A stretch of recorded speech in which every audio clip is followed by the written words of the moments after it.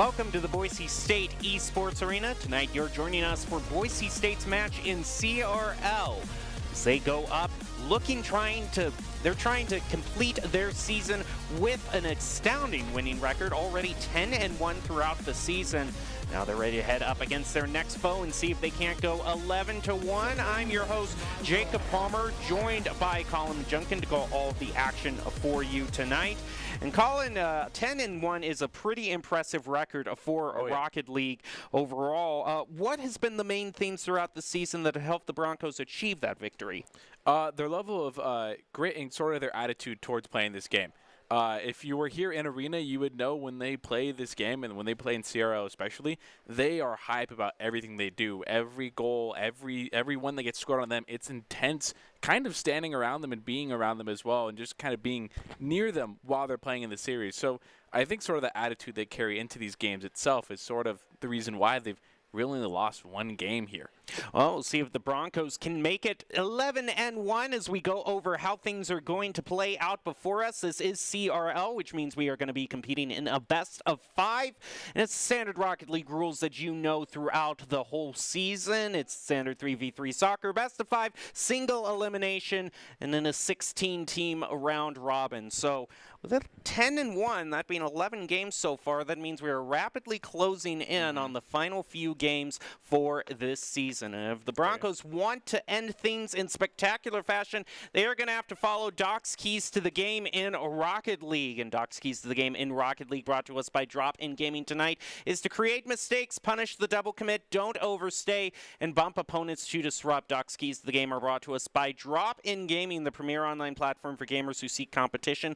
Play your favorite games to win cash and prizes through free and paid entry matches and tournaments. Whether you're new to the scene or a seasoned veteran, Drop in Gaming has the right games and competition for you. We can also take this moment to look at the opening lineup that we have for the Broncos. 3 of our star players that have been playing all season in the CRL. And tonight we have, of course, our new addition to this season, Durtho, who has been making some spectacular plays throughout the whole season. Then Instinct and Gil, our star players, not to discount the other 3 very talented Rocket League players that we have. But the rise that this squad has had in the CRL has been meteoric. I mean, this squad in itself, when we compare our last semester's performance to this semester's performance, it's been an absolute rocket jump. It's been insane. We went from relatively one of the bottom teams of the semester last time around to being kind of competing for the number 2 spot, in my opinion. Because UNLV is 7-0, so currently they hold the number 1 spot, but they don't hold it for long. They have a lot of games left to play, which, you know, those games turn out, especially when you still have to play Columbia College, who is credited for being the top in the Western Conference, and then us as well, who we've had a very good performance as well. So sort of competing for that number 2 bracket change is really big for this roster to go for. It really shows how much we've grown. All right, we're just about ready to head into the first round. Boise State is ready to go up against their foe. Actually, it looks like it's the Broncos versus the Goats tonight as this university. Fear the Goats. Fear the Goats, yeah. It's a good motto. It's a good little lineup. I'd say if there's one thing that college got, they've got that motto going. Well, we'll see if the Broncos can stand up to the Goats, but overall, Broncos haven't had a perfect season. They have had one, and even though there's had 10 wins, there are many places in those games that have been a little shaky for the Broncos. So what are the things that kind of trip them up? What are the things they're still looking to iron out as we prepare to close out the season? Sort of flexibility is sort of a big issue that is always going to be sticking to the basics. It's one of the hard things to remember, especially in a situation you get so hyper-focused on as a player. It gets confusing as you get in there. And it's sort of, if you're not aware of your outside surroundings and your players that are your teammates and the other 3 that you're opposing against, you can get kind of locked into a certain situation, get tunnel vision, and that can end up not working for your team out as well. And I feel like every player sort of struggles with that. And if there is one thing that to keep going forward with and keep proving, it's going to be that skill and technique. That's going to help BSU improve. Broncos now ready to head up against St. Edwards. Already they are going to get scored on. Taha taking the first goal off of the kickoff. Unlucky miss that coming out from Gil, and sort of this bad 50 just doesn't set up right and not able to save it in time, but only 1 goal with 4 minutes 50 seconds left to play. There's a lot of Rocket League here. Next kickoff slightly in the favor of Durtho, but it's answered back I'm just going to call him Chicken at this point due to the sounds that he's making around with Dino and Taha. Taha now ready to make the next play. Durtho is going to lob it right up over the backboard. Let's push back over to the side. Gil waiting for the next play. Dino's going to beat him to it. Sets it up. Tana ready for the follow-up. It gets played over by Gil. Boise State gains back a little bit of side control. Now going for the next goal. Instinct almost scores it. He's going to left searching Gil with another follow-up, and they defend against that one too. Being hyper-aggressive here, shot to shot's not going to find its way for the Broncos here. Down's going to go and put it in reverse, try and contest his ball. Gets to get a 50 onto Durtho. High in the sky, Instinct takes one off the backboard, not going to find anybody. Gil in the midfield is going to take a shot, hits the crossbar, it's out, and it looks like St. Edwards might have the rebuttal they need here before Durtho is going to bang out the ceiling. Gets one. Is a second there? No, it is not. Uh-oh. Well, leisurely heading back toward Boise State's goal. Boise State still seems like they're going to slow play this. Dino takes it away from Instinct, leaving Gil to defend, but Gil whiffs on that one as well. Broncos seem a bit slow and clunky as they start things out against St. Edwards. Taha ready to try to take the shot against Gil. Gil is able to deny him. A follow-up attempted. Boise State keeps him at bay. Now a nice air dribble right in front of the goal. Is the follow-up? There it is. And Gil barely finding another save. Kind of as the turntables turn here, St. Edwards put a lot of pressure on Boise State's goal. Durtho with the redirect. Bar down, doesn't quite get it. Gil's going to get 50'd in the air. Down's going to clear out to midfield, leaving Durtho with the possession. Does get it. No pass out to Gil potential. Up in the air, Durtho going to get a 50. Gil off the wall. Now trying to make a read off the corner. Oh, just barely misses it. Leaves Instinct the follow-up here. Durtho's going to rotate back to boost. Not a lot of boost on the side of Boise State. Durtho's going to make a good challenge sitting after the sidewall. Leaving Chicken out. Does get bumped Gil. Leaving that a little bit open, and St. Edwards has a chance to score here, put number 2 on the board here. Not for the Broncos to answer, though, quickly. Oh! Gil's going to go and put it in net. Tied up. Just what the Broncos were looking for, put a bit of spring back in their step. Durtho with a nice demo. Instinct clearing out the goal, getting rid of the one goalie St. Edwards had, and it leaves the Broncos tied up. Tied up, 2 minutes, 29 seconds left. Still a lot left to play here. Could be anyone's game, and especially with BSU not showing a whole lot of pressure to put out that's worth noting. Dino's going to get a good clear 50. Gil out to the sidewalk, off the ceiling. Cluck didn't have it. Instinct's going to get a demo, leaving out for Durtho with the pass out to the sidewall. Cluck having possession, going to look for a clear. It gets dunked by Durtho, but not going to find anything out of it. And double demo coming out from Dino here. Taha ready to make the play. Instinct, the only one left, is able to save it. Now with the full respawn in effect, Durtho's going to take it up the ceiling. The ball gets grounded from there. Instinct just gets a slight tap out of that. Ball heads over to the side. Taha with the air dribble. Boise State is going to take that away from him. Push it back into St. Edwards near corner. Instinct doesn't get the shot he wanted. It's going to leave it for Gil follow up, and Taha's all over that with the save. Durtho with one touch, might have this backboard, doesn't quite get it. Gil's up, going to send it up the ceiling, might be in dangerous territory for BSU here. St. Edwards not able to capitalize on it quite yet. Durtho's there with the beat. The big play coming out from Durtho, putting the Broncos up 1. Nice play by Durtho, is able to beat Taha to that 50. Drives it in almost perfectly aimed in the lower right corner, and the Broncos now up 1. About a minute to score that goal. St. Edwards' clock is running down here. Might want to turn on the afterburners, make something happen as Instinct's in the air. Doesn't find anything on it. Gil sends it up off the backboard. Dino with the push back over toward the other goal. Instinct leaves it for Durtho. Pushes it back over to the corner. Gil on the near post. Dino's going to play it above him. Set it up for Taha, who can't duck it down because Instinct is able to find the clear. Dino's going to try again. A shot back toward the goal. Saved by Gil. Gil tries to rotate up the field. Taha pass back over to Dino. Durtho takes it away from him. Instinct shot on goal, right open, and Boise State goes into a 2-goal lead. the demo plays coming out in the critical moments for BSU is really important here. Dirtha with that the level of gameplay knowledge that's needed. Actually, demo on somebody respawning. That's unfortunate. 3-1 for the Broncos here. 30 seconds. Ball pinched off back over to the side. Instinct tries to leave it or play it himself. It goes flying over Gill with just 25 seconds left. The Broncos have a comfortable lead. As long as they can maintain control of that ball, they'll be looking good. But Dirtho gets demoed when the Broncos on the back foot. Instinct gets a save over to the corner. 10 seconds left. Follow-up was attempted there by Cluck, but he gets demoed. It's set up in front of the goal, and the ball gets grounded. Boise State with the first win against St. Edwards. So we're just looking at this heat map here with a lot of bit of total shots, boost percentage used, and side control. All goes to the Broncos here. St. Edwards put a little on their back foot here, and the heat map shows a lot of shots made from just outside that black box here for Broncos, and shows a little bit of the accuracy, the consistency from BSU here. Yeah, everything's very tightly grouped up.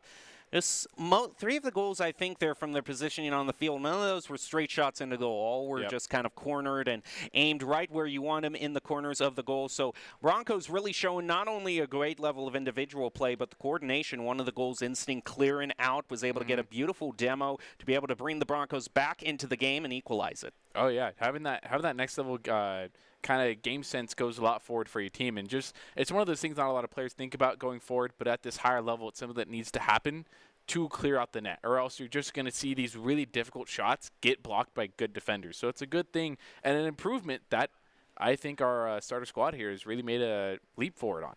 Well, the Broncos are going to have to get 2 more goals if they want to close out tonight early, but St. Edwards showing a bit of a surprise there with a very early goal in the first 5 seconds. Yeah, first 5 seconds, but sort of St. Edwards needs to keep that pressure up, but you can't score a goal in the first 5 seconds and not answer back for the rest of the 4 minutes of the game. They need to put a little bit of pressure on the Broncos here and kind of make them panic. Dirtho leaves it for Tan. Tries to play it over Tana. Isn't going to be able to win that. Ball now a lot of fighting in midfield as it's left up for St. Edward. Dirtho with a slight shot back over to Instinct. Now Tana has it up off the field. Does get pinched off, though, by Dirtho. Leaving Cluck the only defense left. Instinct getting 1 touch. Dino is going to get the ceiling challenge. Beat Gill here. Doesn't get the commit on the sidewall there. Down's going to clear it up for Tana. Has 1 touch out the backboard. Nobody there to quite make any commitment. Down at the touch off the ceiling. Gets the second one. Dirtho is there to deflect the ball off. Taha to set it up. Tries to dunk it down, but Gill beats him to it. Credited with the save. Cluck trying to get another play going. There's no follow-up, which means the ball heads back over to midfield. Dirtho, the pass towards the near post, and Dirtho trying to clear out the goal, but look at this dribble back from St. Edwards. That's going to single-handedly give the side control back over to the Goats, and the Broncos are trying to get it back right now as they fight in mid. Dirtho is able to win that 50, set it right up in front of the goal. Dino just barely keeping away from the Broncos. Another demo onto Dirtho. Ooh, Cluck missing up the 50 there. Or the musty, but that doesn't matter. The fake almost worked in their favor, and St. Edwards goes up by 1. Yeah, you can see Cluck was able to set it up. The follow-up goes through from Dino. Quick goal scored by St. Edwards. Not as quick as last time, but still in the first half of the game. Broncos have some time to recover. As we head into the next kickoff, Dirtho's going to elevate up. Cluck plays it above him. Dino redirect back into the goal, and St. Edwards up 2. Dirtho the only one here to commit. That was Cluck making a good commitment off the wall, making the pass out to Dino. I believe that was Instinct that helped the ball get into the goal a little bit, but nonetheless, a goal for St. Edwards going forward. Ball is pinched up high into the air. Neither one getting the better of that kickoff. St. Edwards getting some side control. The first few seconds. Instinct to fight back, play it off the wall. Taha just taps it up into the air, and Durtho's unable to set it up. Gil with the shot back toward the goal, off of the back post. Boise State still looking, the double commit there to try to clear the ball out, but it's still going to be enough to get St. Edward's back to side control, and Boise State punished for some bad positioning. Sort of taking St. Edward's here a little too lightly. That's good little 50 coming up. Taha just pinches it right in there. Instinct almost making the save, but Cluck with the good follow-up, putting St. Edward's in a really comfortable position here in this game. It's not out of the realm possibility for the Broncos, but they haven't had they've only had one shot on goal this entire round. They're gonna try again. It's Gil who put it on. He's gonna try again, but it gets deflected. Durtho tries to corral it back around the corner, setting it up for Instinct. Ball's just a bit too high. Oh, good little 50 off the sidewall. Gil has possession, not going to hold on to it soon. Gets to pass out of Dirt, though. Just a bit wide here. Gil getting a back press out here. Instinct off the side. Dirt, though, with a touchdown midfield. Gil with the shot is going to be deflected by St. Edward's defenders. Back out middle. Dino now has one touch, sending it off to the wall. Has a second, doesn't get past Dirt, though. Dirt, though, beating two defenders, sitting here, sending out middle. Instinct one touch off the wall again. Gil following it up, gets one. Is there a second? Cluck with the defense, though, is going to send it out for St. Edwards. Durtho looked like he tried to commit to a shot there, but then changed his mind, so that opened up a bit of a window for St. Edwards. They're sending it right up in front of Boise State's goal. Taha not at the right angle for the follow-up, but another quick shot peppered there onto the near post. Now it heads back over, and Boise State finding a breakaway shot. Good follow-up coming out from Dino, but Gil is just reading that ball perfectly and sets Durtho up, just playing so deep downfield, and that's exactly what the Broncos needed to set up the sort of breakaway goal and gain a little bit of momentum in their favor.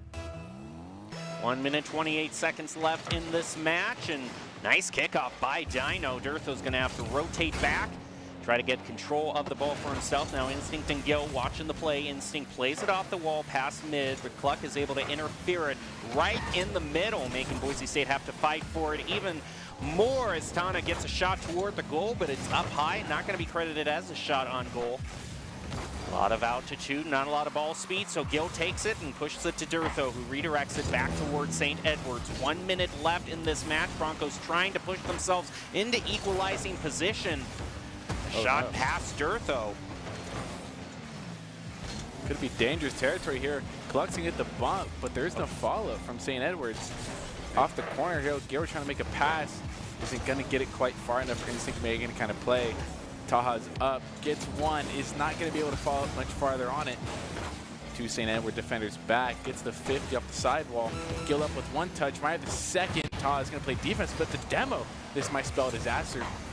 St. Edward's going to clear it, though, out. Dana's going to boom it down the field. This is way too much time that the Broncos cannot afford to spend. Durtho is going to set it up. Taha is able to stop the play. Heads back over to Instinct. Just 13 seconds left, and with a 2-goal lead by St. Edwards, I would think the Goats are indeed meant to be feared in Game 2. They're going to even it up 1-1 for the series as the Broncos falter. One last shot toward the goal, deflected by Dino. That's it. Completely different story for this game. The shots on goal heavily in favor of St. Edwards at 64%. Oh, yeah. It's, you know, boost use and side control also are different as well in terms of percentage use and who really goes to in sort of those accolades and use percentage. But sort of it felt like a different story for the Broncos as well in terms of the way they were playing. It did not feel like Game 1. And maybe it's a little bit of underestimating St. Edwards as well. Their record may not reflect amazingly on their ability to win several times in a row, but I don't think that really means you take them for granted, especially in a best-of-5, where it can be so easy to lose grip. It definitely seems like the 50-50s are where it fell apart the most for the Broncos. There were so many contests where the Broncos just weren't coming out on top. St. Edwards was playing faster than them, and that meant very few opportunities for the Bronco. And again, St. Edwards off to the races. Just as you're talking about 50s here, I mean, Gil not getting the most favorable one, and Cluck just going to put a perfectly placed shot, bottom right bins. Durtho not able to save that. St. Edwards rallying back against the Broncos. Instinct is able to cheat up on that kickoff. Dino answers back, gets a double touch on it. Gil can't quite take it, is able to deflect the shot somewhat back over into the corner. And Durtho gets demoed from behind. Oh no. Oh, what a save coming out from Durtho. Gil making the misread is going to be saved. Taha now in possession of the ball after being cleared. Instinct's there, getting good 50. Putting a lot of pressure on Cluck here. The pass out mid, Dino has possession. Instinct's going to miss the bump. Dino with one at the sidewall. Durtho there immediately answer. Isn't going to get it off the back wall. Instinct now at the backboard. Is there a BSU defender there? Or attacker, I mean Gil with the one. Durtho might have a second. Is going to be cleared by Taha. A lot of pressure being put on here by Boise State on the St. Edward's goal, but to no avail yet. Gil the shot. Not going to score it though. Takes a bad bounce off of one of the goats and up into the crossbar, so Boise State has to try yet again. Instinct first starts things off with a demo. The ball's too far back on the field to take a shot on goal off it now. Taha elevates up, redirects, back over to Instinct, just pushes it off to the corner. Taha shot on goal, it's well placed, but it's a bit wide. Durtho doesn't have enough boost to complete this though. Isn't going to be able to steal in the back. Is trying to get a little bit of bump here. Instinct looking for a pass out mid to Durtho from the cross. Doesn't quite get it. St. Edwards keeping it alive as Gil 50s it back over their net. Dino trying to play some little bit of defense. Isn't going to find anything. Left with the backwards touch. Instinct getting it over one. This could mean Boise State out of the break. Isn't going to find it. Durtho not having the boost to follow this up. And overall, a lot of Boise State's attackers don't have boost to really compete right now. Gil starts out with the demo onto Taha. Opportunity here. Well, just a bit too high. Instinct now again. CC open. He drives it in himself, and the Broncos have tied it back up. That's 3 times Instinct has tried this play, and 3rd time is a charm for Instinct here. Getting it past Cluck, who has been a pretty good defender for St. Edwards. Ties it up for BSU. Exactly what they're looking for with just under 3 minutes left to play. 2 minutes, 51 seconds left. And ball still pretty much contested over midfield. Durtho has an opportunity, sets it up. Gil is unable to follow up as Dino reads the play. Now leaves it back over for Cluck, who has kind of a breakaway here. Durtho and Gil both rotating back, making sure they don't leave that goal open. Gil with a nice save back over to mid. Redirect from Dino, not even really attention all that much. Cluck having possession is going to try and pop it over. Gil is not successful. Instinct looking for Gil in the backfield, isn't going to find it. Durtho playing pretty aggressive here. Gil is the 3rd man, is going to have to respond. Shot on net. Is Gil there? Wow. Dino finding Gil in the back foot. I'd want to see this again from another angle. Yeah, Gil takes a position up here in the corner on the near post, and he gets just played right over. Tough for you to make. You think you know what you got, then all of a sudden they switch it up on you, and you're throwing your hands in the air like, what just happened?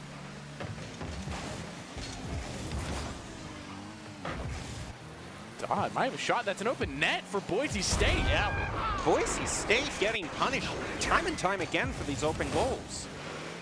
A little bit of a double commit. That double commit 50 that you would hope goes in our favor, but doesn't.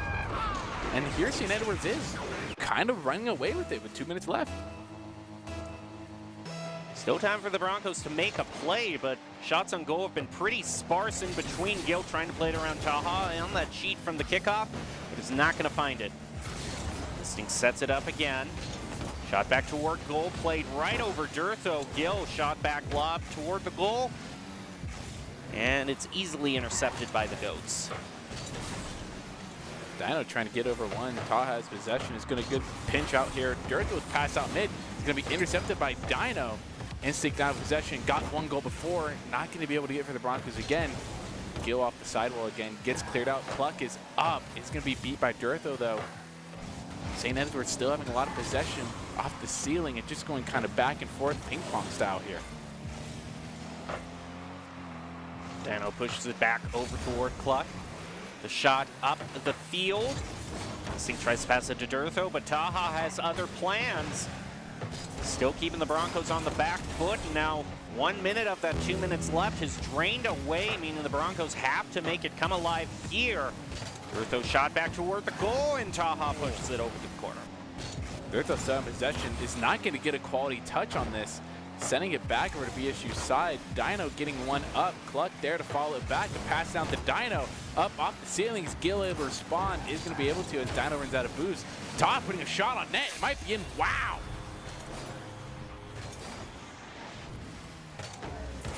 Another fashion where Boise State, I think all three members on the same side of the field. There's no one to rotate back. When the Broncos make these mistakes, St. Edwards is capitalizing. Getting caught off guard so many times here. Cluck getting a really good bump there, leaving Dirtho to get a little hook shot. Doesn't find anything. Might have a second pass out to Gil. Just a bit too high. It's not going to find any success with it.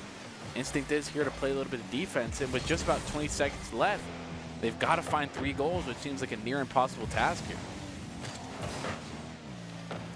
Boise State struggling, fumbling in game 3, and St. Edwards now in position to drive it to match point for them. Team that's had a difficult season thus far, but they're finding what they need to make it work in this game. Goats win again. Boise State now is going to have to win 2 in a row if they want to win this series. Ball hits the ground to end the match. We're going to have to see the stats yet again here. And Boise State. Wow. Yeah, I mean, I guess Instinct having some, I mean, I guess the stats are slightly in favor of Boise State, but overall it was just, I think the overall stat that mattered was just how many times someone was rotating back to back post was the main thing, because time and time again, that was where the Broncos struggled. And they don't show the saves there at all. I don't think, at least I didn't see any icon or thing that mentioned the saves, which St. Edwards had quite a few of them. I feel like the Broncos are being caught off guard here a lot. I feel like they think in their heads they have the time to respond to a lot of plays, and they're sort of underestimating St. Edwards in a degree. Kind of lackadaisical, if I was to use a word. That's kind of the play. They're slow. They're not winning their 50s. And another time, there's just too many times where they're not just using the fundamentals of getting those rotations in, making sure there's someone on back post. Whereas St. Edwards, they have a goalie there just about every single time. I think Boise State, there are some times, and you can't necessarily get into their head, but there's almost a time where they don't wait for the shot on goal. They just kind of charge ahead past the near post, thinking they're going to win that 50, and then it just gets played over them. So there's a lot of plays, I think, that are coming out where it's almost as if the Broncos are expecting to win every 50, but St. Edwards has proven them wrong. Reality is cold, and St. Edwards is giving the Broncos a little bit of reality check here, but hopefully heading into game 4 here, this might be a little bit of a different story. Todd now in possession. So we get one, send it under them. Goes past Gil, now Dirtho. Buck is able to keep the side control for the Goats, and a whiff there on the clear from Dirtho. Instinct moving up. Gil is able to win that 50. A double commit on the save from St. Edwards, but they're not going to pay for that one right now. They're going to bide their time and wait for their next move. 2 fakes coming out. That's empty. Oh, no. Cluck was actually hiding underneath Gil there. I was just about to criticize there, but no, St. Edwards surprises every time. Ooh, a nice bump off of the wall for St. Edwards. Dirtho pushes it back over toward the wall. Now Dino having to rotate back, just barely able to make it. Plays around 2 Broncos. Give the Goats a new lease on life. We're over a minute into this match. 0 goes for either team. Instinct playing a little bit backdoor defense here. Sends it off the wall. It's going to be the second, but Dino's there waiting for that touch. Dirtho almost getting beat entirely there. Instinct to Dino missing their touches. Instinct's going to be the faster one to cover. Dirtho with 1 touch off the backboard. Cluck is there to make a solid defensive play out to the corner. Todd almost getting demoed there. Gets the little musty. Broncos pulling out a little defensive sequence here. Only 3 shots on goal for the Broncos, but it's still more than St. Edwards. But overall, I'd wager side control has been very much in favor of the Goats. Broncos trying to change that as Instinct drives it around the corner, sets it up, but there's no follow-up. Now Dino trying to play around Dirtho. Buck to rotate back. just going to keep it away for the Broncos for now, and a nice pinch off of the wall. That's a clear gotten back for the Goats. Cluck up, it's going to send a shot. Dino. Wow, Dino was picking that one up. Just barely flying over Taha. Dino whipping on that means it's all up to their goalie, and comes through in flying colors. Another save for the Goats. Gil now sending around. Taha getting a really good level, just setting it down, stopping the ball. Gil with the shot, it's going to find the angle. It's exactly what the Broncos needed. They've tried this time and time again of this crossfield shot, and it never works for them. And finally, Gil is just able to pick up on it. It looks like Cluck had an opportunity there, but he just kind of misjudged it, or Broncos played a bit too fast for him, so he wasn't able to boost into the ball. Now the Goats are going to try to get back into contention. So off that kickoff, they immediately have side control. A lot of pressure onto the Broncos, and a double commit. Means the Goats are going to have to look a little bit more. Buck is able to kind of recover from that. Dino keeps this ball at the midfield mark.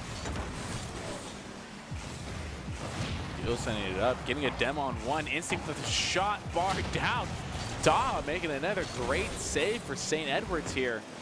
Still staying on the ball here, gets it past Instinct, an open net. Broncos not expecting that at all. It was Taha who came alive. After the double demo, Taha was not only the one who was just single-handedly defending St. Edward's goal, he also single-handedly got a goal for the Goats. So what a player of the game, Taha, coming alive. I'm a little taken back by that goal. I mean, I understand the sort of confusion of not expecting that angle, but the defense on the Broncos side has not been as solid as you've seen in other CRL games. And Gil just kind of sending it downfield, trying to get any kind of shot with, hoping to give them a little bit of pressure here, but it's just to no avail. Luck just barely able to stop the shot on goal. Follow up by Gil is not found. Watch out for the shot from Durtho. Taha takes it. Another save credited over to the Goats, and a demo onto Durtho. Gives the Goats some time. He's going to try to go over Gil. It's still left up for the Goats to try to make a shot. It bounces off the backboard, and just with 1 minute left, neither team showing too much weakness, at least as in the final minutes of this game. Sort of tied here. We're getting to that 40-second mark. Once you get to that 30-second mark, a lot of players start feeling that pressure of wanting to play the game. More or less, is Boise going to force the overtime or try and finish it off? Cluck with the fake, send it down. Taha off the backboard is going to be cleared, though, by Instinct. But still keeping a lot of pressure here from St. Edwards. It's Durtho shot back toward the goal. It's way high up, so it has to be followed up. Instinct gets it deflected off to the corner. Taha gets it past mid. Buck is able to ground it. Back to Instinct. He's going to be contesting with Taha. Who is it able? Oh my goodness. What a shot. In the final seconds, the exact play that Instinct needed. Durtho making the excellent read on his teammate. Just a beautiful touchdown. The chemistry there finally connecting. Those synapses finally connecting for the Broncos. St. Edwards would have to score right now, but they're going to have no time. They can try to keep it up in the air. The shot from Durtho looks like it is going to close this out, and the Broncos just eking away with the goal. That's especially not what you want to see from the Broncos as well. You know, a sort of opposite-sided record of St. Edwards going this 10-1. We set, you know, we built the Broncos up very high, only for St. Edwards to kind of come in here and show us and everyone else who kind of thought the Broncos were going to take this easily. And I think what's really enabling St. Edwards is that they're just a lot more consistent on their defense. They always have someone kind of rotating back. That last goal was the exception. That was the one time I saw someone chasing after the ball instead of trying to engage on it from the goal. But overall, St. Edwards, I mean, the amount of saves, even if the Broncos managed to open up a narrow lead on the shots on goal, which, as we've seen in the past game, isn't a guarantee at all, St. Edwards is able to hold steady. Yeah, they definitely – I really do like that about their defense. It always seems they have somebody sitting net, somebody sitting backboard, and it's such a crucial part. They know Boise State's sort of a heavy attacking team, a very offensively focused team, and they've dealt with that perfectly, punishing their overcommitment and their sort of underestimation of the attacking capabilities of St. Edwards, and it's really come out to show here tonight. Let's get into game number 5. This one is for sure going to decide the winner in this CRL fight. The Goats definitely given everyone a bit of a surprise. Seems like the Broncos weren't quite expecting them to bring it to the table, but props to the Goats for bringing the heat. They are indeed to be feared as we head into game number 5. Dirtho already in the touch out mid, does get the flip reset, gets it over one. It's going to be cleared off a Dino. Excellent little backboard defense coming out from St. Edwards. Gill's going to play off that ball, opting to not pressure for it. Is going to change mind, takes a shot. The accuracy. One of the few shots that we've seen from just right in front of the goal. Gill manages to put it right into the corner. Looks like St. Edwards is the one who's caught off guard for that shot. After so many shots that the Broncos weren't expecting, now the Goats fumble a bit. Ooh, Dino getting it over one. There's there to save it. Taha is quick on the ball again, setting it up around 50'd out. Instinct is going to be able to clear it. Cluck up playing fast here. Might catch Gill on the back foot. Isn't going to be able to. Taha getting a 50. Dino now up off the backboard. Pinched with the wall from Dirtho. Looks like it's going to be cleared by Boise State. Dirtho up, might get one. It's not going to be able to, though. Dino elevates up, shot left back, and a shot toward the goal is just denied by Dirtho, just barely. Playing for the team, definitely. Dirtho up off the ceiling. Gill is going to get the demo on there. Instinct now getting a touch, does get it, but it's not going to be enough or elevated to defend or fool St. Edwards defenders here. Sent off to the sidewall here, getting a quick little reset. Instinct isn't going to be able to get the 50. Cluck now with possession, gets it over Gill. Dirtho not getting the quality touch there. Taha might have a shot. It's going to be deflected out, though. Nano just able to win that 50. But it's not enough to get some solid side control. Broncos are fighting back enough to make a lot of contention happen in mid. Dirtho get the double touch and going to be denied by Taha. The first team to score the first goal here, I honestly believe, is going to be the team that is going to be able to create more breakaway goals and really kind of demonstrate who's going to take this series as we are in game 5 here. Instinct setting it off. Just under 3 minutes left. Broncos might find a goal here. The little defense coming out from St. Edwards. Shot played back over to Dirtho. Now Dirtho takes the shot. Instinct with a redirect back toward the Goats' goal, and Taha is just barely able to get back there in time. Oh. Shot is going to be sent off. Instinct might be able to make the read. Dirtho is up. I guarantee you Dirtho is playing this off the ceiling here. We're going to take another look. And Dirtho just turns turtle, able to get a shot onto goal, gets 2. Now the Broncos in much better position to close out the match for tonight. Do you want to know, I was wrong. Dirtho was not off the ceiling. I've just seen him bit off the ceiling so many times it feels like second nature for him. Sure. Yeah, Dirtho is definitely a talented aerial player. Taha now playing back to Instinct in mid. Cluck is not going to even allow it to go ahead to Dirtho, so Dirtho has to rotate back. Gets a tap on it. And able to set it up. Talk about setup. Right above the goal for St. Edwards, but before it can reach the ground, a demo onto Instinct. Despite that slight disadvantage, the Broncos still managed to find a clear and keep St. Edwards at bay for a few seconds. Taha getting a really good bump on Dirtho there. Gill looking for the pass, isn't going to find it. It might just be enough, though. Dirtho with another turtle goal here. Boise State's really punishing St. Edwards now for their overcommitments and bad 50s. That definitely seems like the ultimate turnabout has happened. And with 1 minute 30 seconds left, Boise State, should they not get too careless, is looking to be in a position to win this.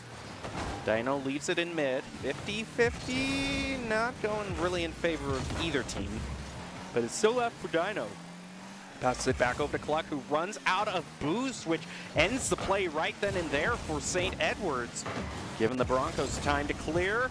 Get a shot on goal. Dortho trying to dunk it down. Follow up by Gill. 2 of St. Edwards are going to get a save on that one. Shot might be on course for Dino here. It does take a hack at it. It's going to go over Ta's head, though. Both St. Edwards attackers here not finding any real room to create a play here. Instinct's going to get an awkward little 50. The pass out mid. Power shot from Dino. One that I think Gill was trying to hang above the goal and a read. But he just comes down. Yeah, he's able to get a shot on it, but it still slides under him. St. Edwards still showing a bit of life. Not out of the realm of possibility. 45 seconds left, but a great cheat there on the kickoff from Dortho. That's going to buy the Broncos a precious few seconds. If St. Edwards is able to capitalize here and get a goal in his next 15 seconds, I feel like they have a real life and a real chance to continue out this game, but they've got to do it quickly. The pressure is there for them. Cluck is going to get one touch. Instinct clearing it out. Ta, the only defender back here, not a whole lot of boost to play with, is going to pick up a big pad, though. Instinct there, not able to quite get it. The car control just didn't quite line up in that moment. Pass out of Ta. It does get one touch up. Is Dortho let it read it? Does. And as the countdown winds down, it looks like Boise State might be taking it. Oh, and one last goal from Instinct. Should be the final nail in the coffin. Broncos still able to come away with the win, but by no means a clean victory for them. The Goats put up a valiant fight, caught the Broncos off guard on multiple occasions. Just with 3 seconds left, we'll prepare to close this out. That's going to do it for this game. If the ball hits the ground, which is still keeping elevated up, but there it goes. And that does it for this CRL match. Boise State winning yet again and goes to 11-1 for the series. That's going to mean 12 games out of this 16-team round robin are in the bag. So we are just down to the last 4 games. Looking from here on out, it seems like it's gone by so quickly this CRL season already. Oh, yeah. And, you know, playing 3 games a week is a lot, especially with so many quality teams as well. And it felt very fast. And I think St. Edwards just kind of showed that even the teams that, you know, are kind of at the lower end of the bracket, you can't count anyone out because just get to CRL is a big task. Yeah, you have to get through the qualifiers and you have to play through that. And yeah, they do unfortunately unofficially end the season out 0-11. They were eliminated prior to this match, but I sort of find that interesting. It's almost like they had nothing really to lose, and sort of I feel like our own team as well kind of didn't quite respect the underdog perspective as well. And I feel like them showing up and putting 2 games against Boise State as well really does kind of put the fear of losing and potentially losing to a team that didn't quite earn the win, in my opinion, you know, record-wise and standing-wise. And yeah, with just 3 games left to play, it's a lot left for Boise State on the table. So do you have anyone in particular, though, you want to give a shout-out to on the side of the Broncos for kind of still allowing them to get the victory? On the side of the Broncos, I would, you know, obviously Dortho is a big point of there, but I'm really going to have to put on Instinct here. I think Instinct showed up in a couple clutch moments, not only as a defensive third man, but also putting quite a few goals on the net when the Broncos were not winning their games. And I feel like that's where the player of the game is going to end up heading out to. All right, well, that is going to be it for this match. We've already gone over a lot, but do you have any final thoughts to close it out? And sort of final thoughts, besides the game, the last 3 games, the only thing I have to say is, you know, we play UNLV and, you know, we play Missouri and we play Oregon. That's just what's next to look forward to. And what a good player, someone who isn't even on the team, reality. It looks like it is, in fact, Dortho, if I'm to judge. But I think Gil, it's Gil. Instinct or? Okay, it is Gil. Gil. Yep. Okay. Gil is your player of the game, brought to you by Idaho Central Credit Union, who believes a great player makes a team more successful, just like how Idaho Central helps its members achieve financial success. Gil is your ICCU player of the game. Great play all around by the Broncos. That does it for their 12th match of the CRL. Have a very impressive 11-1 record. That's going to do it for us tonight, but you're going to want to tune in next week to see how the Broncos close out their CRL season. For now, though, we'll leave you with the top 5 plays of the game, brought to you by the Idaho Army National Guard, who invites you to take your impressive critical thinking skills into real time. More than 10 jobs offering a $20,000 bonus and your degree of choice paid for. The Idaho Army National Guard is one of the best teams to join out there. We'll reach out to them on Twitch at iGuard Gaming. It's going to do it for us tonight. Enjoy your top 5 plays.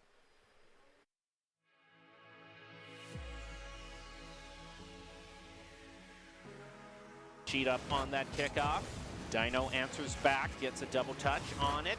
Gil can't quite take it, is able to deflect the shot somewhat back over into the corner. Durtho gets demoed from behind. Oh no. Oh, what a save coming out from Durtho. Gil making a misread is going to be saved. Opportunity here. Well, just a bit too high. Instinct now again. CC open, he drives it in himself, and the Broncos have tied it back up. That's 3 times Instinct has tried this play, and 3rd time is a charm for Instinct here, getting it past Cluck, who's been a pretty good defender for St. Edwards. Ties it up for Ceilings. Gil able to respond, is going to be able to as Dino runs out of boost. Todd putting a shot on net, might be in. Wow!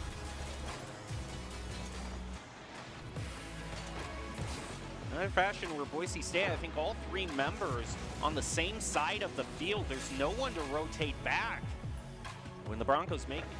Gil now sending around. Todd getting a really good level, just sending it down, stopping the ball. Gil with the shot is going to find the angle. Exactly what the Broncos needed. They've tried this time and time again of this crossfield shot, and it never works for them. And finally, Gil is just able to pick up on it. And it looks like Cluck had an opportunity to save for St. Edwards here. Still staying on the ball here. Gets it past Instinct. An open net. Broncos not expecting that at all. It was Taha who came alive. After the double demo, Taha was not only the one who was just single-handedly defending St. Edward's goal, he also single-handedly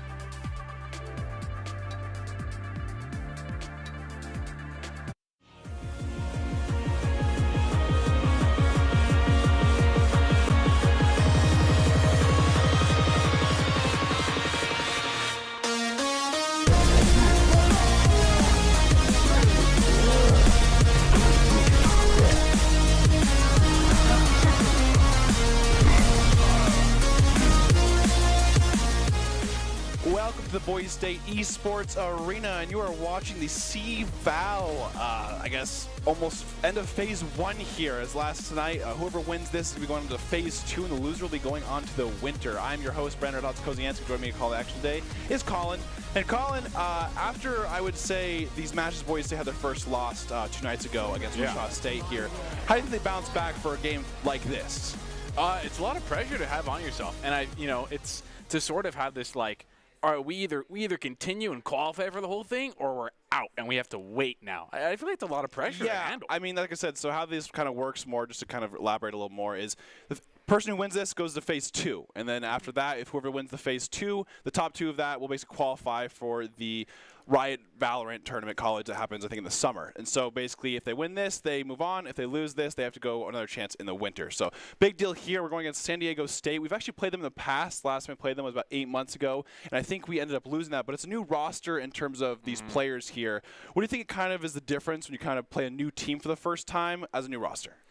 In new roster, it's a complete reset. And sort of, you have to throw everything you knew and throw it out the window. There's no point in memorizing anything. It's an entirely new team, and you sort of have to have that adaptability in Valorant. Absolutely, you have to recognize their patterns, recognize, how many times is this Sage going to throw their Sage, they're slow down this hallway, you almost have to do that. You have to be on your toes, is what I describe it as. And so, exactly. And, of course, this is exactly the format here. We have the fall, winter, and spring seasons. Stage 1, it's a 4-team round robin. Stage 2, it's a 32-round bracket. Of course, the top 2 from each season qualify for nationals. And this is the first year that they're doing it from Riot, so it's going to be a really big thing. And, of course, it's kind of a tester. And, of course, Boise State needs to kind of listen to these keys, which is Doc's keys to the game, which is presented by Drop-In Gaming. Of course, in Valorant, you want to focus on the flanks and the angles. Know your win condition. Count those cards, call abilities, and click those heads. Drop-In Gaming is the premier online platform for gamers who seek competition. Play your favorite games, win cash and prizes through free and paid entry matches and tournaments. Whether you're new to the scene or a seasoned veteran, Drop-In Gaming has the right games and competition for you. To begin your competition gaming journey, sign up at dropingaming.com. And, of course, we have our lineup today, which is our same 5 members that we know and love, and is brought to you by Count. Count's Identity Trust Global Network delivers real-time fraud prevention and account protection and enables personalized customer experiences for more than 9,000 leading brands. Of course, is the roster that we all love and know. A little side note, though, Sky has cut his hand last night, but he is okay, and he is playing on it. So definitely a little sore with this, but we don't John here, so he's going to be completely fine, and he's probably do a great job tonight. What a champ. And so the maps today, the first map is going to be Haven, which was chosen by Boise State. We're a big fan of that map. And then San Diego State end up choosing Breeze, and then the decider is Fracture, meaning that we banned Icebox, or say they banned Icebox, we banned Ascent. So kind of the decider there. Pretty 3 maps, I would say, that are like common, but definitely, I guess, a kind of different way about it. I mean, we see these maps, but not as much as we kind of see. I think a lot of people more are going to kind of play that, that Ascent a lot more, but we kind of go with that Band and Icebox as well. So I like the Haven, though, because it's kind of a map that allows teams to really flex their kind of style. We can see the really aggression from teams. We can see the really, methodical teams that play really slow and stuff like that. So I'm looking forward to see that. Which I know a lot of people don't like Haven, but I feel like in a very competitive format, it's an extremely fun map to play as well. Oh, yeah. Because every site, having this 3-site, you're kind of exposed at every angle. Absolutely. You need to be prepared for anything on this site. Yeah, and it's like a attack-sided map, so it's a thing where if you're starting off on attack, you're kind of feeling the pressure. It's kind of like a bind where, on bind's defense, you're like, oh, you're kind of, expected to go like a 7-5 or like even an 8-4. Well, whereas Haven's kind of the same thing, and of course, we're going to look at the comps here. And we're going to see the exact same comps. This is very common for Haven. Raze has become the staple as the duelist in terms of just kind of being able to clear everything that you need to with those nades. And the Fade Seize nade, which we've seen a lot of. Boise State played it against Wichita State, and both teams got like 3 or 4 kills with the Seize nade, so definitely want to see that one out there. Love seeing the Rariana Omen. We had some great plays last time we saw that match. So getting into it here, though, it looks like Boise State is going to be attacking first. Definitely here to set the tone in terms of how they want to play the game. And seeing that breach there, we sort of said these lineups are already pretty common, and sort of I know at least in CVAL as well, I haven't seen the breach really a whole often from Boise State as well, but seeing this breach this time around really lets me know they're in this to win it. They're serious 100%, and you know, breach is going to be that person that's going to get you in. Yeah, we saw played right. Absolutely. So we saw Jay back on it the other night as well, and so they've been really practicing these comps and definitely, you know, making it work for them. We're gonna see, you know, Skies of course on that chamber, and everyone on the kind of their signature picks here. Alden had some great plays on Raze here, but you know, anyone's night can happen at this point. So we'll see who kind of steps up, and the same thing goes for San Diego State in terms of who wants to make a name for themselves. We see a one-way into Garage here with the Boombot instantly shot. They know one's there, but you know, can't commit too much while that smoke is there, and they're gonna posture towards the C. Skies is pretty deep here, sitting those little shallow stairs that we see here, but we do have their chamber sitting, just waiting for this pick. But this eye is probably going to find him anyway. Yeah, we're going to see them kind of just wait for the eye and then end up exploding. Does get concussed left side, but the chamber TPs away as they do.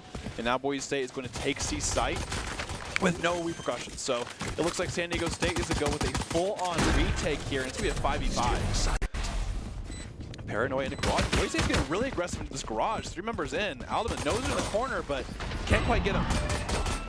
And not one person down yet. Mariana gets the first blood here. 3 are on C site now, actually. Maybe should look at an amazing fight here. Almost nobody going down inside of BSU. Oh, A-Dog is going to take 3 down now anyway. And what a fun round that is. And that's kind of sometimes the Haven style. I think, you know, the one thing that Haven and Breeze kind of have in common is sometimes when you're in a disadvantage for site, you just let that retake happen. And that's exactly what San Diego State did. But I really like Boise State not just letting them come to them on that retake. You saw them take a Garage control, and it made it so much easier to kind of hold that site after that. So great job there for Boise State. I like the util usage. And of course, you know, take that first round, and now it's time for the bye. And not a lot of util was committed on the side of San Diego State as well. Yeah, exactly. I mean, at least we didn't see a whole lot of it. It might have been committed on Seaside itself, but and we're seeing Alden actually go with the Vandal buy. Big fan of this one in terms of just buying the straight outright Vandal. Gonna be looking into great shot by Aldum. Gets one already down, so Boise State up 1 in advantage. Still playing a pretty decent default. We're seeing Skies still playing that C long. Now he's TP away. Watch the flank. Ooh, Stan is sitting in short, and not one person in Boise State is clearing it yet. They're gonna have to be, you know, cognizant of that. He could be short. Skies could get timed here. Only has a little bit of classic here. Does get called out. The ping isn't quite down yet and goes down. And last player standing. Down to the last person with 5. Boise State left. Spike planted. This is a near impossible challenge with, I believe, only a classic. Yeah, I mean, he's going to look for 1, and if he gets 1, that's great. But he has to make sure that he basically dies this round, because you don't want to have the eco messed up for the next round. Mariana gets that kill. I think it was, you know, it was good that Boise State was definitely knowing that, hey, we didn't clear short, make sure we clear it, and we clear it like right. Oh, yeah. You know, you don't want to, like, you know, kind of half-baked clear it in terms of having to die from that. So all 5 members stay alive, so they are to keep that Vandal and that Bulldog, so definitely big ones for them to hold. Which, you know, those players that Alderman got eliminated are definitely going, he bought a Vandal second round. You know, they're a little mad. Absolutely. And the biggest thing is now Aldum gets the chance to kind of have that hero Vandal in terms of he is now even with kind of the enemy team here, and he's going to look to make some plays happen. And now this is San Diego State, of course, you know, full buy round, so they have the slight advantage with these guns. We saw the C's nade being used by San Diego State into the short room there, but not anything found. So now they have no nade and no C's. Damiu does dog the entrance to the B. Not going to make a whole lot of commitment into Garage. This chamber is here. Does get 1, though, on Alderman. That's that Vandal down. It's going to be picked up, though. C-site in of itself is pretty clear for BSU. Yeah, once again, they're getting full sight here. They are down a man, and they don't have the guns necessary. But look at Sky's position here. We're seeing him flanking into Garage, and that's going to be the big factor in this round. Daimyo does seize him. Ooh. Oh. Yeah, same. Oh, Sky's on the flank now. Gets 1. Doesn't get the second one, though, unfortunately. Now it's a 2v4 here. And J-Bag is just sitting close in the smoke. Does time and get 1. Enemy remaining. Gets 2. Oh, and just like that, they do go down, but I think Boise State overall is fine with that bonus round. They get 3 members of San Diego State down. Therefore, they kind of get that eco dent in there, if you will, and now it's going to be that 2-1. Yeah, you're totally okay going forward here, especially mental-wise, moving forward. Just losing that round, you're sort of already like, all right, you know, we're not going to push it too much, and sort of looking here, you know, A-Dog almost has ultimate as well. Strike is pretty close to it. I'm sorry if I absolutely butcher this name. Hesif. I imagine their fade is pretty close to it as well. And on the side of BSU, really only have our Omen as well. Yeah, I say there's no really too much of ult econs available here. Ult orbs can definitely change that for either team here. We see J-Bag as one off the Rolling Thunder. We could definitely keep an eye on Boise State, maybe playing for an ult orb and playing off of it. But it seems like Boise State is going to do the usual here. Going to default, and we're going to see actually Rays from San Diego State get really aggressive on that A-Long. Been aggressive for the past round since got the Vandal as well. Rihanna might look for a pick here. Sort of sit in and smoke that chamber was. Getting aggressive. Daimyo gets a great shot onto that one. He gets some space on B. Boise State not fully committing yet. Maybe looking to go C or things like that. But Sky is still playing C long. Let's see if he clears left side. Oh, just like that. They get two at the same time. Hessiv taking down Daimyo, though. Yeah, it's going to be a big, kind of plays here for San Diego State to get this round going. They're going to have C available. I kind of like how they're playing this pairs of two for San Diego, kind of having the best situation possible for them. Rihanna might have a flank on them as well. They might not clear him in window. They actually pushed up. Oh, we'll see. Last player standing. Say still gets the reaction faster, though. Does trade 1-for-1, though. Great flash by J-Bag there, and they're taking the round. Boise State 3-1 here.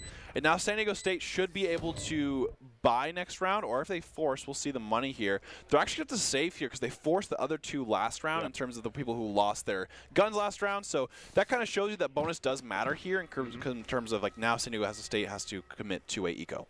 Oh, yeah. Totally complete eco. We do see a little bit of the Shorty Bride out. Yeah. Probably looking for a miracle play here. Even getting one with that is sort of like big, big whoop-de-doo. No sarcasm there, but yeah, that is looking for one, really. I would say if you get one with your Shorty, I think you got your value with it. You basically get like the value of the buy that you got.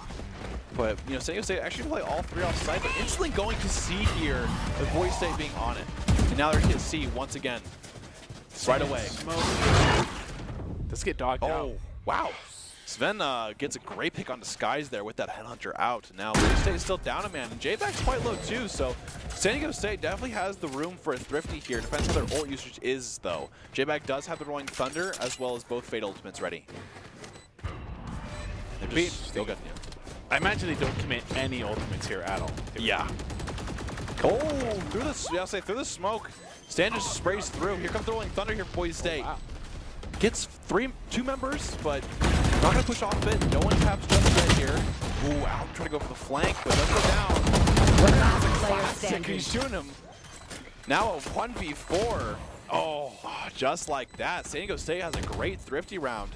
Kind of seemed like, Boise State had a great, I would say, attack there at first. They got a lot of space, but the thing was, San Diego State definitely played their numbers and kind of their, I guess, Thrifty right. Yeah. They got a lot of damage through smokes. They shot through. They got one pick on Disguise, kind of used it, and then waited for it. And they read Boise State's Rolling Thunder as well because two were playing on the backside there to save them. They played that exactly how they needed to, and now they sort of have the money to have a little bit left over to potentially lose this round and still keep going forward. And a close game we see coming out absolutely. Here, 3-2. And we're seeing Boise State go with more of a half buy, definitely ecoing for the next round here. And we have seen Boise State do just as well in these Thrifties, but Daimyo goes down right away, but Alden gets a pick onto A-Dog. Oh, San Diego State definitely feeling pretty good with this mid here. Ooh, Stan is getting really aggressive here. Ariana tries, but runs for the nade there. And now it's tied up here. San Diego State tying it up 3-3 for Boise State, and does have full ultimates for their side as well. So definitely have to keep that in mind. And a lot of money to work with as well. Absolutely. This is probably the most advantageous position they could have to win this round and the next and feel very secure about it. Where Boise State's probably feeling a little bit more pressure here with forcing, a full Vandal lineup here.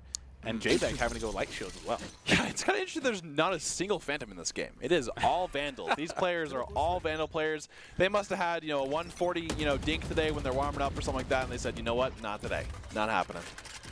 And so we're going to see one way goes into garage as usual. And Boise State is going to be kind of posturing towards this A. They did get pinged, it seemed like, so San Diego State is going to be aware that they're outside of this A site. And this has been the same Rays Fade lineup that they've had for the past couple rounds, so I'd be surprised if Boise State's prepared for their Rays to be sitting in this corner, and they are, but it doesn't find two. Yeah. Find three. Boise State. It's still alive with 30 HP and a ulti and a nade ready to go. And you know, it wasn't even them not clearing him either. They did. It's just he got 3. So it was just, you know, unfortunately, just, you know, the no util dry peaks trying to do 2 at a time. And oh, look at the flank here. Stan gets a 4K. He's definitely starting to heat up here. This is 2 rounds in a row where Stan has gotten 7 kills total. So definitely have to kind of make a conscious effort to just slow him down. Stan's back's hurting a little bit after that round. His team is definitely setting him up for success as well. I just think right there, that raw aim right there from Stan is just, that's the difference right there. You know, it's 3 kills right there. It's going to be a big difference. But they still have all ultimates, and Boise State has 4. Sky's be popping that tour de force, maybe trying to make a hero play happen out of it. And Sven playing back on top of the box. They know he played there once, but we'll see if they check that next time. Let's play. And they're moving the C's nade into outside grass here. Does not land. Just like that, Mariana going to kind of wait out the Seeker there.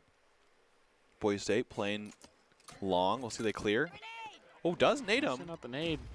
Does get TP'd off, good though. TP there. The one character that could honestly beat that. Sven gets Mariana. It's now 4v5. Boise State still trying their best to get whatever they can. Gets a lot of damage to the smoke, but gets 1 instead. And he's going to stay alive, too. Pretty lucky that, you know, since Fade was in heaven and could have just, you know, shot through that smoke. But Aldum does trade 1 for 1, but also takes a lot of HP for it. So a lot of attention went to A site there, and we do see San Diego State start the rotate off, and let's see our Breach kind of venturing away from the team, but now we're kind of refocusing back on this A site, and there's nobody on immediate site to defend this. It seems like San Diego State is like trying to like pre-read Boise State by going to the C side and being like, oh, well, you know, they kind of hit A, maybe they're not going to hit it, but they're actually going to Vandal too from the kill they got earlier from Aldum. But Hespa is ready for that. They should get the plant down for Boise State now. They do have the tour de force available, but it's going to be a 4v3, and Aldum is quite low, so definitely have to be aware of that one. Still 4 ultimates from San Diego State. We'll see if they commit one or if they kind of want to stick to it. It looks like Fate is looking to kind of use it, but we'll see how they go. Oh, wow. There goes the Rolling Thunder. Yep. Here comes the Showstopper as well. Wow, Shrike actually gets a kill with the Bloom there. Oh, J-Bag. Oh. 1 enemy remaining. The Rolling Thunder, 1v1 here. Does J-Bag have a gun, though? Picks it up. He can stall with this when he taps. Oh, unfortunately, J-Bag goes down, but a great try from Boise State there on the retake, and they do get it with just a couple seconds remaining. How about Valorant? Yeah. Made that costly for San Diego State. Had to commit 2 ults for that, to take that, and to lose 4 members as well. You know, unfortunately, the loss happens at the end of the day, but make it as costly as you can. Yeah, exactly. Definitely using it. I really like the decision that J-Bag used the Rolling Thunder there to get his gun. Unfortunately, just, you know, loses the gunfight 1v1 there, but Boise State had a great thrifty. But once again, San Diego State going up 5-3, has a lot of money still. Sven is going to drop that tour de force here. We'll see what decision that he wants to play on C. He usually plays on that box or kind of that right side. And C's nade going back to A long, but Boise State has, you know, yet to really get into it.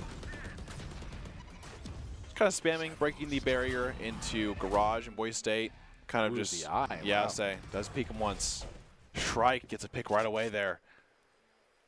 That's big at that mid. Especially picking up Aldum, and your entry into clearing a lot of those angles is going to be detriment to Boise State. Absolutely. Mariana's going to hold the site. J-Bag gets a pick onto A-Dog, though. So now back to 4v4. Ults are available. Oh, yeah, I think he dinked him. Oh, he didn't, actually. But Daimyo gets a pick onto Shrike. Once again, Daimyo has been kind of getting these picks into that B area, especially that A-Link. Yeah. And they are going to commit to that plant. Hesif does have the Fatal, so does Daimyo. So we do have those available, and the tour de force is active. But on that B site, definitely not get as much value being really close up. Ooh, Sven gets the pick on Skies and Garage. Oh, Rihanna might find one. Does get it, though. Oh, nice timing there by J-Bag with the flank. Now it's a 1v3 scenario here for San Diego State. And And just like that, it seems like these guys are going to go back and forth in terms of it's not just lost yet. Boise State remaining composure, getting some picks that they need, especially going down 1 right away. Exactly. On attack, that's a lot harder on this map. Oh, yeah. And as you said before, it feels Haven's one of those maps that feels very fluid, where a team can really flex what their ability is on both attack and defense.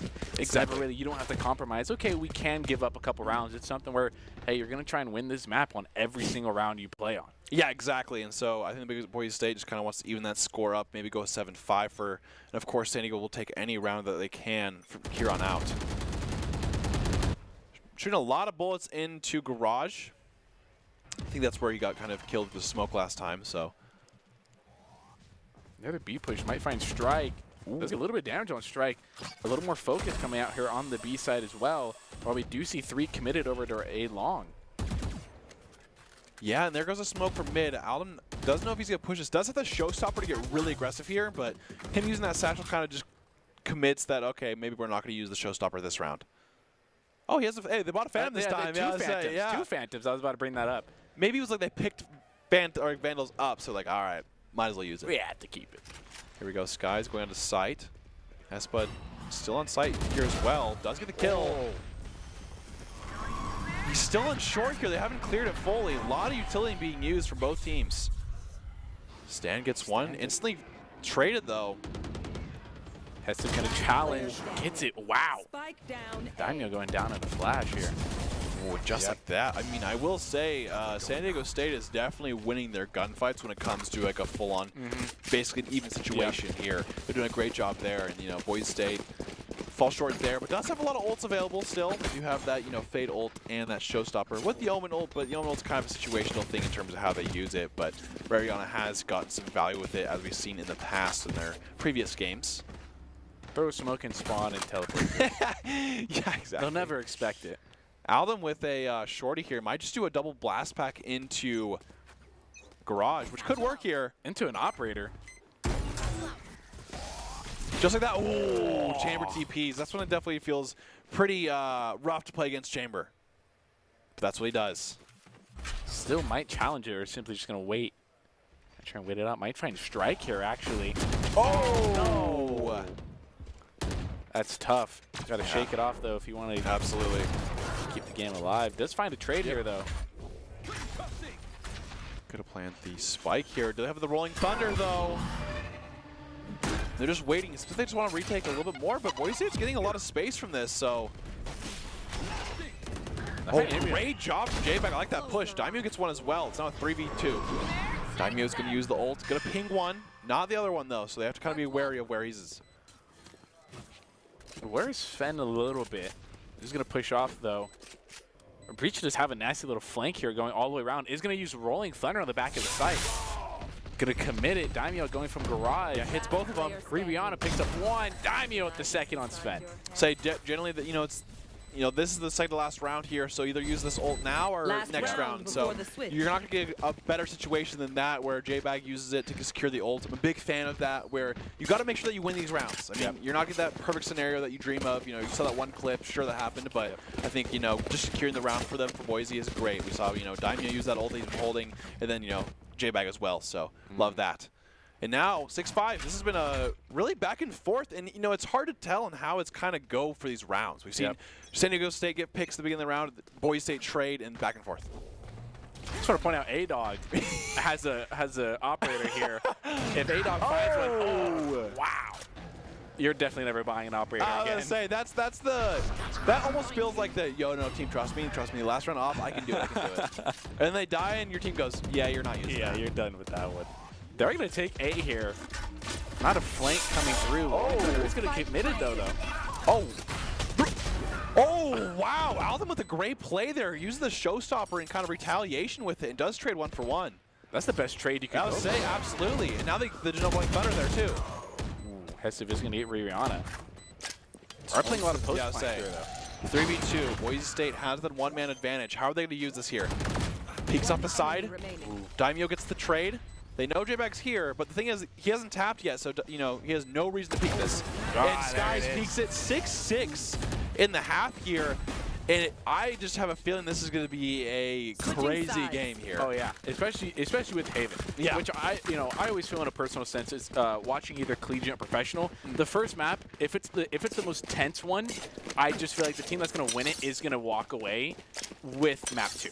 Yeah, I think it's just going to be running away. I think it really can go that way. I think it depends on kind of how these teams take that I would say, kind of, momentum. But we're gonna see how the second half goes. I mean, if it's a really way all the way through, I think, you can feel that it's your map. Yep. And of course, Boise State being the one that picked this map, you do have that little sense of pressure of like, well, we picked this map, hopefully we win it. Yep. But it seems like, it's gone both ways in the past. We've seen matches where people who pick the maps win, and we've seen the other way around, where both teams don't pick the map and they both lose the maps they picked. So you never know here. But Boise State is interesting plan here. They have 3 in garage, and they're gonna have 1 on A with 1 B. C is completely open. So this must be a read for Boise State in terms of kind of doing some film on San Diego State here in terms of, hey, they go A like, 80% of the time or something like that. But, who actually knows? It might just be a daimyo call off the top of the dome.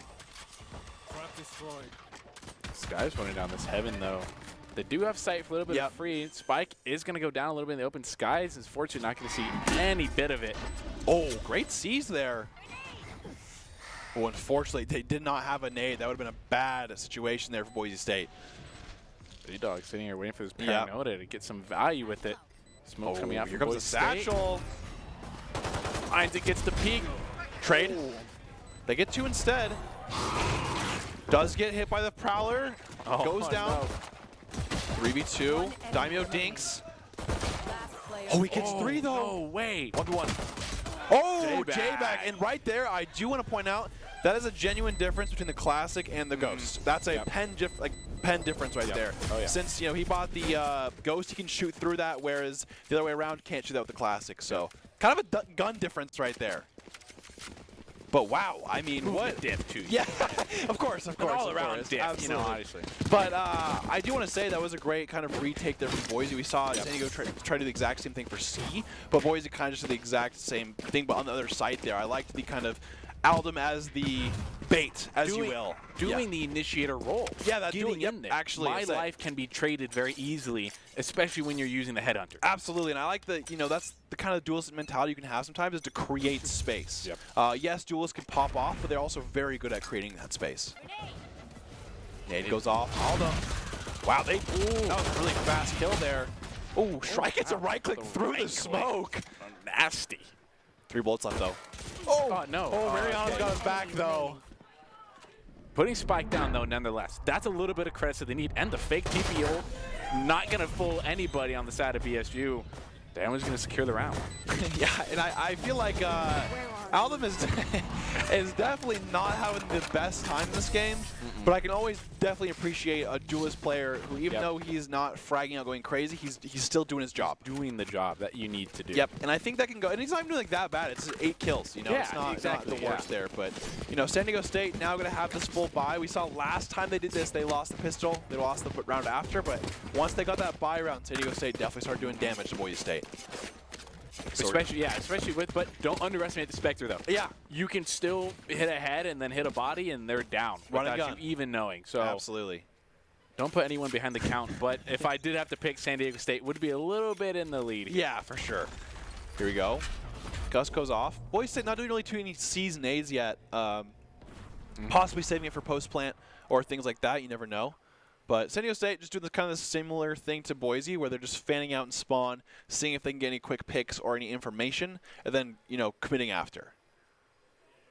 Which needs to show the mentality and the resilience from BSU as well to not make a dumb peek here, to not give them a free one. Absolutely. Especially being that kind of that lower down, thrifty mentality here. You want that advantage, because the moment that Boise State gets 1 kill, they can definitely capitalize off that. Oh, yeah.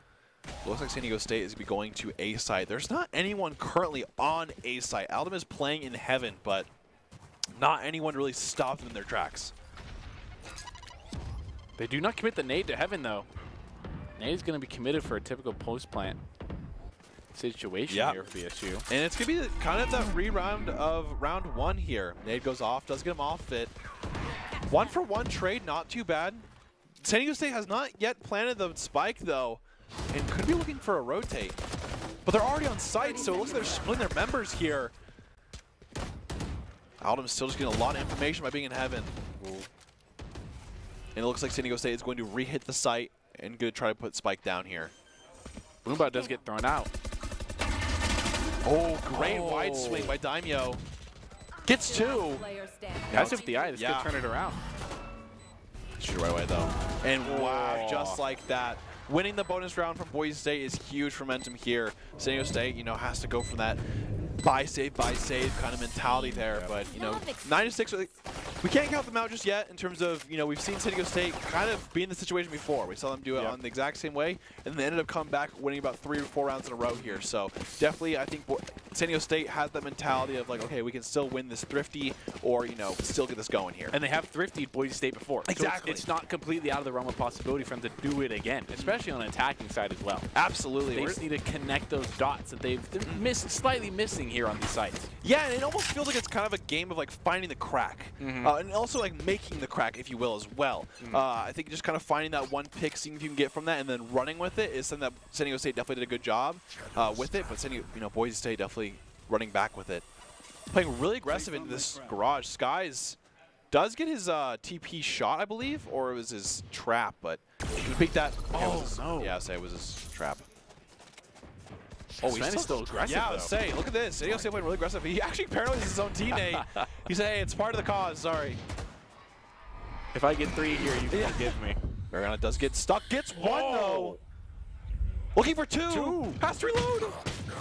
Yes, A-Dog. Oh, my gosh, he's running out of bullets. One enemy remaining. And Playing just what we ring around said, the rosy. yeah. Oh, my Skies.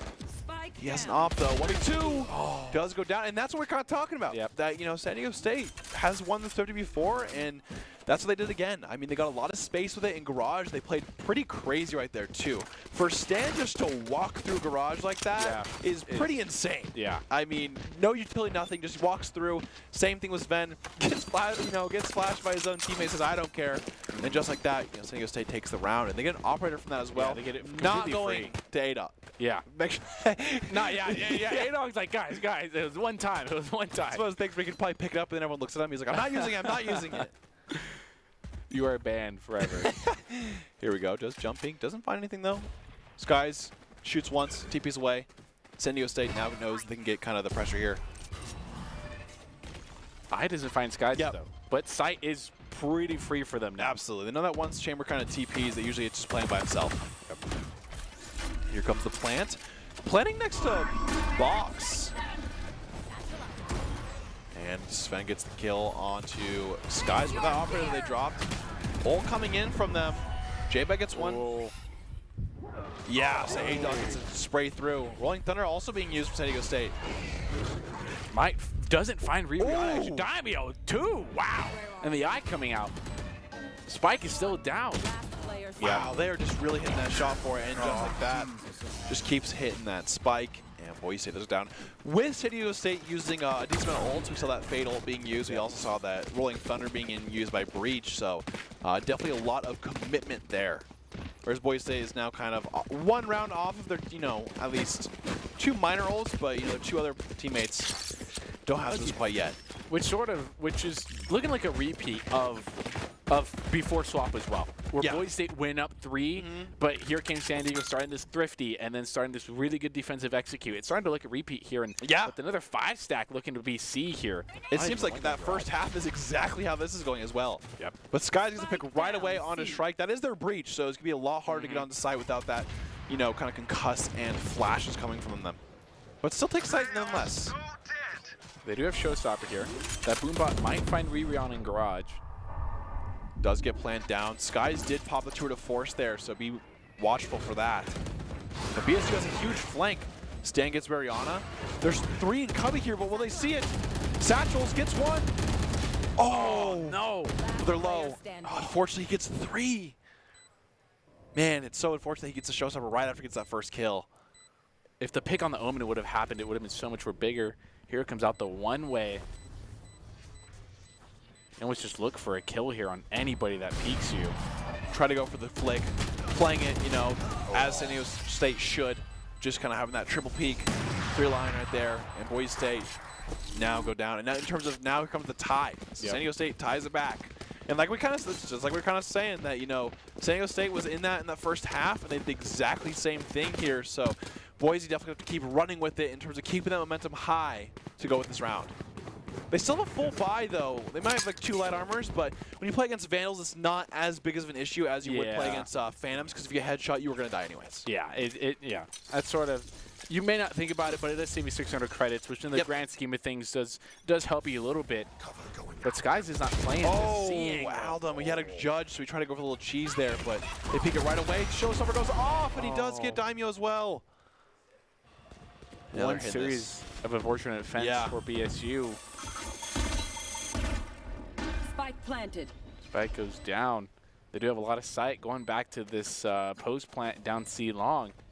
And not a lot of Boise State commitment for it as well. We still have 2 over at A.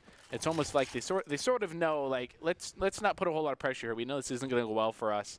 Yeah. Might look for a little bit of a micro save here. Yeah, they're just going for a save. Skies does have the operator in hand, and they also have 2, Vandals with them as well. And them not having the best eco, I think, after this round, they just kind of committed of, hey, let's just save. We see this a lot on Haven, too, because it's one of those maps where when you go down 2 members right away, you know it's going to be extremely hard to get that retake. They might find a cheeky little pick here, and they do get it. Getting a little careless there. They are going to find some value out of the save anyway, which is the perfect result you want from it. Absolutely. You do lose a round, but, you know, for what you decide as a team, hey, let's save, and then to still get a pick afterwards, it's the best outcome for that save. Yeah, and they're actually going to have a buy anyways. Daimyo and Alum buying up still. Still keeping the operator on both sides. I was saying, and so we're going to see, Sky's got 1 pick, I think, 2 rounds ago, but definitely going to have, I guess, someone from either team to kind of step up to make that big difference this game. Daimyo's been making some great shots and things happening, but we're going to see Boise State kind of pivot to what they need to do in terms to win this game. Leaving Skies here on A side alone with the operator gives the team a lot more flexibility to commit to C and B. Garage is sort of free for them again. J-Bag is going to contest it, though. Yeah, they have 3 members of Boise still staggering towards C, but San Diego State, not 1 person's down. Took a little bit of damage. We saw Sven, kind of that half HP mark here, but not 1 person going down just yet. Playing it slow, playing how they want. C's definitely making them work for C, which is exactly what you want. Exactly, yeah. Fade does still have I here and 1 dog, and you still have a lot of breach util as well. Absolutely. So it's not any site can be taken here from San Diego. Oh, I'll say they're still playing spawn. I think San Diego's probably waiting for that time, like that one time. They're probably said like, 45 seconds we go crazy here. Yep.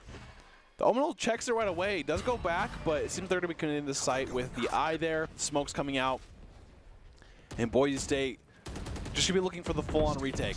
We saw both teams do this. Big pick for that one. Breach does go down there, so losing 1 flash. Oh, great ping! That's amazing value. So Skies has to wait that, smoke out so he can use his operator to his advantage. Paranoid has come out. Does actually hit 2 of them. They haven't even planted the spike yet, though, so Boise State has all the time that they need here. Flash does get 1. He's going to find anything to trade coming out. Rebound and picking up 3 here.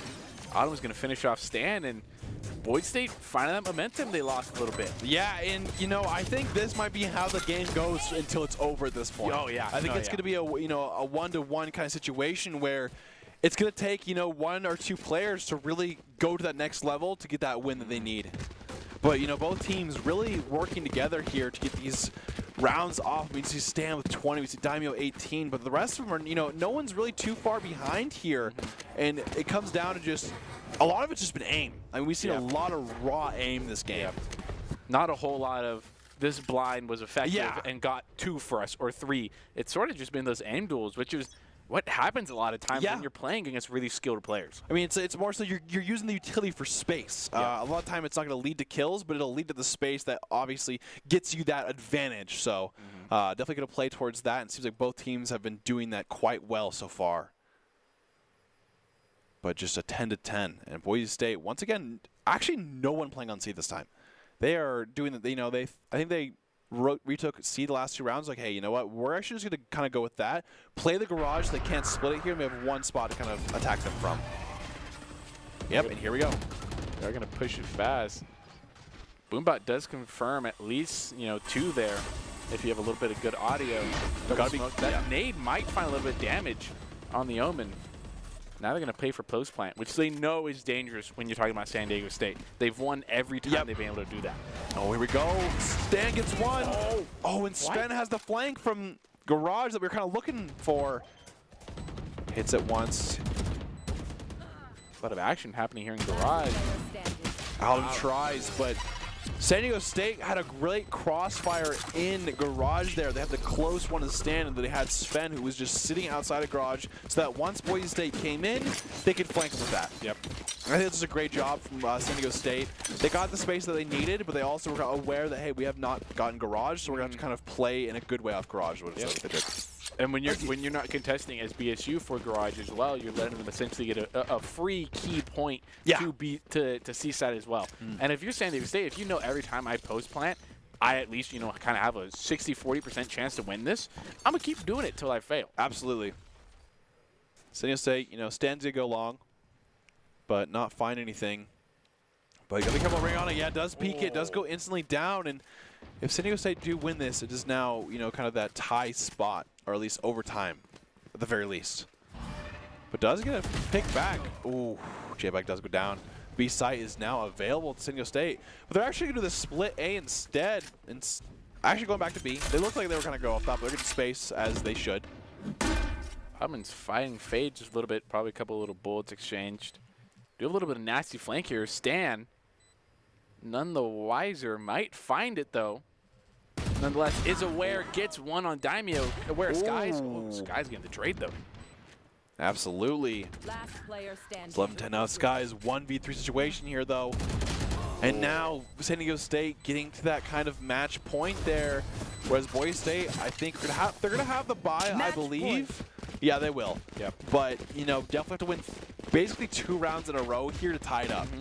They have to play to near perfection. Yeah. At this level, or else any little slip up, any kind of level loss, where either you're looking for that hero play from 1 or 2 players, or as a team you need to play really effectively and win your duels. And I think it's gonna be a little harder here because San Diego State has 4 ults available. Yeah. We have that Rolling Thunder, we have the Fatal, we also have the Showstopper, and we have the Tour de Force if needed. So definitely have a full arsenal of San Diego State ults that are also very, very high in kind of swaying one way. The opness does cost him a little bit. Looks like they're going to go for that. Does get the Fatal out, though. Nothing happens just yet here. Boise does find the Sven in the flank. Not going to get him just yet here. Alden's going to peek him. Does get the kill. That's a big one that they needed here. Watch the flank. Alden gets 2. That's both the flank players at the moment here. J-Bag's going to pick into 2, though. Oh, great. Rolling Thunder close. And his teammates. Oh, okay. Woo. I was saying, he's just sitting there. Does finally have sight here. Yeah, it stands in spawn though. A-Dog gets 1. They get to half.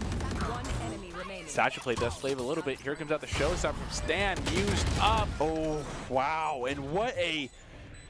That was a close round. Really? I mean, it was starting to get a little scary. I mean, Omen got 1 in the smoke. Stan got 1 as well. And then they got the bomb plant. And it was a 2v2 there for a second there. With Ottoman being low as well. Yeah, exactly. That was dangerous. And Boise State is going to go ahead and call a timeout here.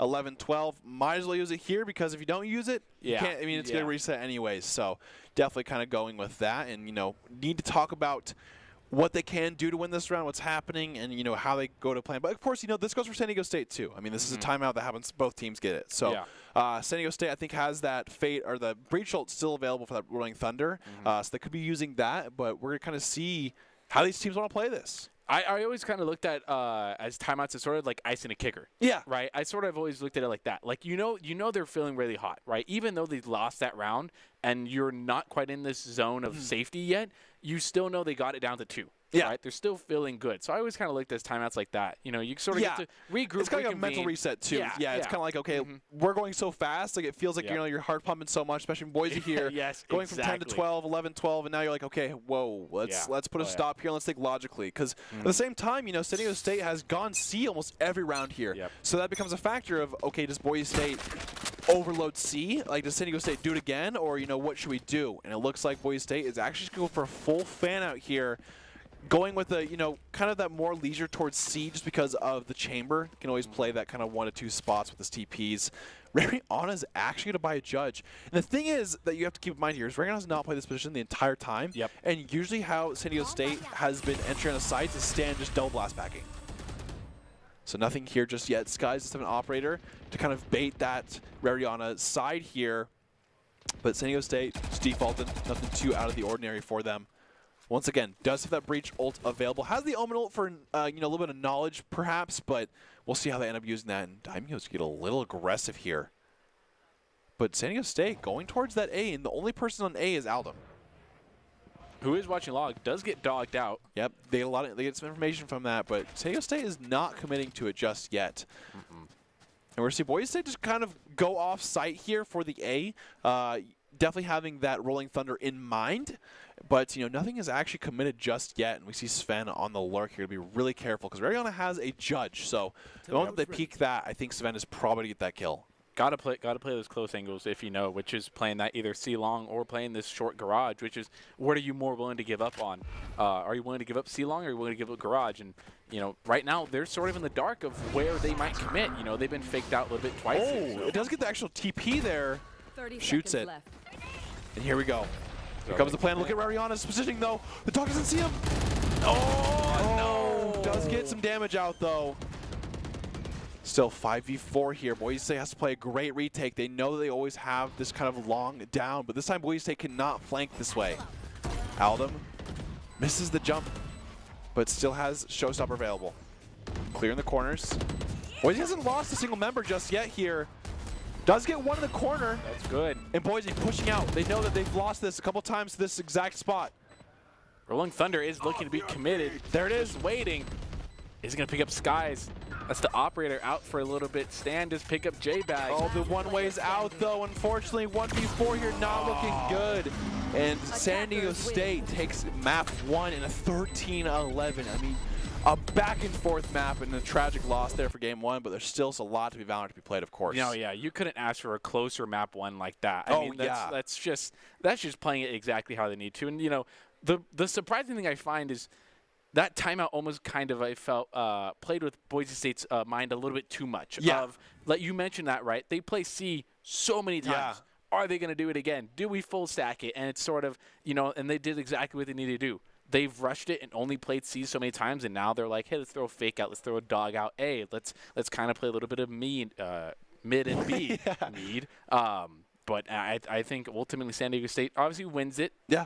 But I don't think BSU's out of the running. No, I mean, it was back and forth there. I mean, for a lot of time, Boise would have momentum. San Diego State would come back when you think they wouldn't have the momentum. Yeah. So both teams definitely want to win this match, but we're going to go to a break, and we're going to go match 2 right after this, so don't go anywhere.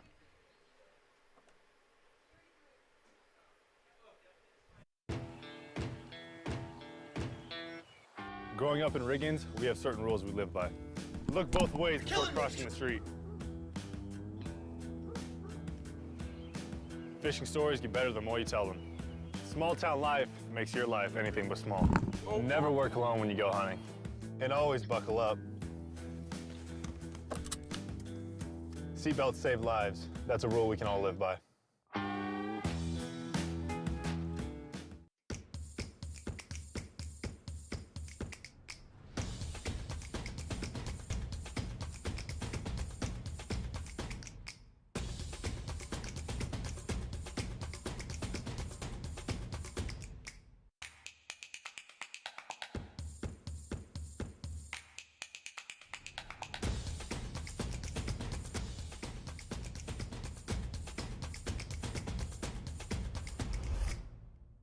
We're going to build bridges and hospitals in a day.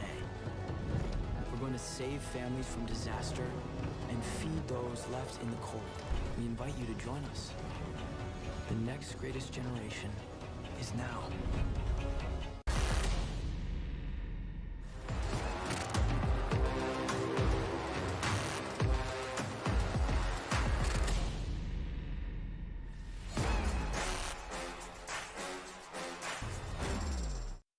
Protecting your customer journey from fraud is critical. According to industry analysts, Count's AI-driven platform is the leading solution. From account login to digital payments, Count is recognized for both its customer impact and technology excellence. Learn more at count.com.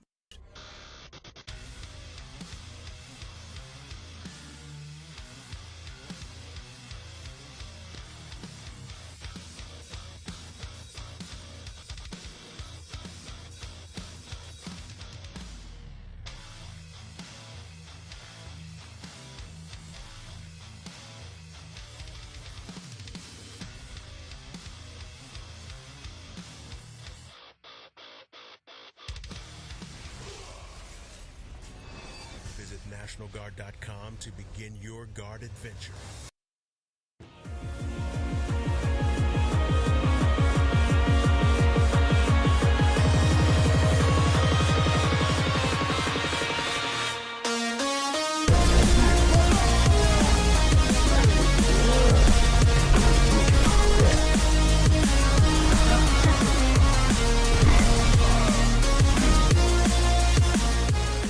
Welcome back to our coverage of the VAL Valorant tournament. And after a crazy game one, we're now going to this game two here.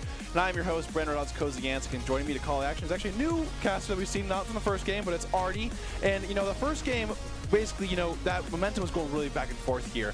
What do you think that Boise State has to kind of change up here for this game two? So I was actually running replay in the production booth during all of that. And there was a lot of times where San Diego State likes to just rush on a point. They would bait, and a lot of times it was baiting in a garage, and then everyone else would just rush onto C point. And it was really unfortunate. And then the retake play, which just gets more and more difficult, especially when you're getting under pressure, they would set up firing squads and, you know, turn VAL into the classic jump scare horror game, and they'd post 3 men in one spot, and then one person at a slightly longer angle, and 3 would pop and swing. If 1 went down, the 4th would pop out. And it was just like you had to prepare for that, but guessing on which side they'd be stacked up was really difficult. Yeah, I'd say that post-plant C side that really happened a lot. And I think the aim from both teams was definitely kind of playing that factor. We saw this utility being used very well, I would say, to kind of get that space here. But a lot of it comes down to kind of how is the aim feeling tonight. And, of course, now we're going to Breeze where, sometimes the aim is even more, I would say, important here with these really long angles here. How do you think both teams are going to play this different now that it's on this Breeze map? I think taking those longer angles, playing a little bit more patiently is really going to play into Boise State's favor here. San Diego wanting to rush sites, I think, will be their Achilles heel, because once they start giving away where they're going, and if Boise State recognizes they're baiting half the time, then they're going to easily lock down onto either one of the 2 sites, whether it be A or B, and actually be able to secure it and prevent any sort of taking. However, I'm really curious to see what agents they choose on this one, because I like the solo agent holding on one site for Breeze. Absolutely. And, of course, we have Doc's Keys. The game was brought to you by Drop-In Gaming. And if you want to focus those angles, flank, know your win condition, count those cards, call abilities, and click those heads. And this is brought to you by Drop-In Gaming. Drop-In Gaming, of course, is the premier online platformer for games who seek competition. Play your favorite games to win cash and prizes in both free and paid entry events and tournaments. Whether you're new to the scene or a seasoned veteran, Drop-In Gaming has the right games and competition for you. And, of course, going back to what you were saying in terms of that agent pick, usually on Breeze we'll always see these Jet players, and usually, we see Alden play Jet. There's not a lot of maps now that basically run Jet. It's a lot of the Rays. And it is sad, but, we've seen in the past, especially against their match against Wichita State, both Jet players were having a time of their lives with these knives, and I definitely want to see kind of both these Jet players get in the game more, especially, Alden had kind of a unfortunate, I would say, game one where he's not playing bad, but it's just the situation where he's in, where he's making a lot of that space happen and just instantly dying for it, whereas now he can kind of really take those reins with that Jet and make some plays here. Definitely. Jet with that tailwind, the get-out-of-jail-free card, so to speak. Granted, it doesn't fly you all the way across the map, but it still can get you around a corner and get you out of danger really quickly. It also is great for getting intel for a team. As opposed to Rays where, someone dodges the Roomba, you're kind of, out of your utility to figure out if someone's there unless you put yourself in a bad spot. Absolutely. And, of course, Daimyo was actually popping off the last map as well with Rariana. So Breeze coming up, we see, a lot of the times where Skies has done, well on this map with Aldum in the past here on this map. J-Bag usually has a great job with the KO. So definitely going to be seeing more of those agent picks that I think that we're kind of used to seeing for both teams with that KO and things like that. And, of course, we have our roster, which is brought to you by Count today. Count's Identity Trust Global Network delivers real-time fraud prevention, account protection, and enables personalized customer experiences for more than 9,000 leading brands. And, of course, that shows you our starting lineup and the guys that you're playing right behind their screens. But yeah, so I think the comps, once again, we're going to be seeing the KO most likely. I would say the Chamber, the Viper, that's, kind of Rariana, does a really great job on this map as well, where it's kind of your only option because I don't think Harbor is technically available yet in the competition setting. But I've also, heard from multiple players, stuff like that, that Harbor is not the sauce, so. Yeah, I've heard he's too control-y, actually, is the complaint, which I found very interesting. And so, it's just not unique. There's not enough dynamic in the kit yet, so some adjustments and tweaking. I'm really excited to see that we got the Vipers. Definitely that, iPod Vipers pit. And, okay, they're going to be forced onto your side, or they're going to do something absolutely crazy and come after me over here. So there's definitely that solo lockdown site mentality that we can get going from one side. Also, both Jets, I just adore the KO play, though, because you hear Jet pop knives, or, know, you hear the chamber tour de force come out, and you're just like, and your ult's gone. Yeah, and the TPs, especially those chambers, sometimes getting a little too aggressive. And I think the one thing that I really enjoy on Breeze is kind of how all these different teams play the map. And I mean, like, is sometimes these teams will go for, okay, we're going to be a retake team. We're going to allow them to play, one on site. You just put chamber there. If they get a kill, it's great. If not, it's okay. And, of course, we'll take a tech pause really quick. But basically, it's just like, do they want to go for the full retake? Do they want to commit a lot more to that B side? And how do these teams want to attack? Do they want to just rush? Do they want to play that default? And so I love kind of seeing these teams kind of play what they want in their styles in this map. I definitely anticipate, though, San Diego State's going to play for that rush style no matter what, even because it seems like that's what they knew worked. It's not the standard go-to for a lot of Valorant because, I mean, the more audio you give, faster you're moving, that sort of information tells people where you're going. But with that in mind, the Broncos struggled to respond to that, and so if they actually are anticipating that style of gameplay after, round 1, round 2, they see how it's going, then maybe saving a lot more of the util for the retake. You got those flashes coming out from KO. You can pop flash around a corner and instantly take out whoever you got flashed in that instance. You just got to make sure you don't flash your teammates.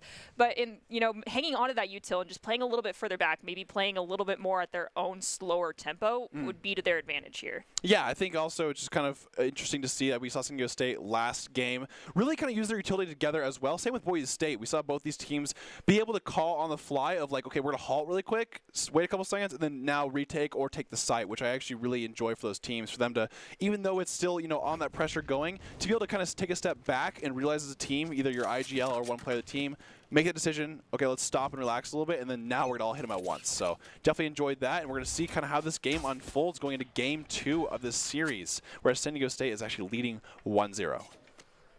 We're going to see Aldum just kind of going on through. A lot of times, Boise State definitely plays default, but Aldum is just going to fully rush into site. And not too much Viper utility to be used here. Usually the twin snakes come out there, but they're unfortunately not. We do see we have one posted up from defender spawn. They pick up 2. Down goes Skies and Aldum. And unfortunately, J-Bag goes down as well. And now it's still 5v3. Daimyo gets 1. Getting really low, but Rariana gets a great crossfire. 3v2 here. Gets a little bit damage down, but can Rariana do the 1v3 here? Members are kind of low on the side of San Diego State, but he is just going to stick it at the moment here. Gets 1. Unfortunately, yeah, Sven hits him with the right click as well. And, for Boise State losing 3 members pretty fast, I mean, for them to get 3 in retaliation is still a pretty good job there. I mean, San Diego State did what I was hoping to see from Boise State on their defense in the second half, and that is, let them come in, figure out where they're going, let them get the plant, play for the retake. They basically only popped the Viper smoke at Archway and then waited. We had 2 sitting over in CT.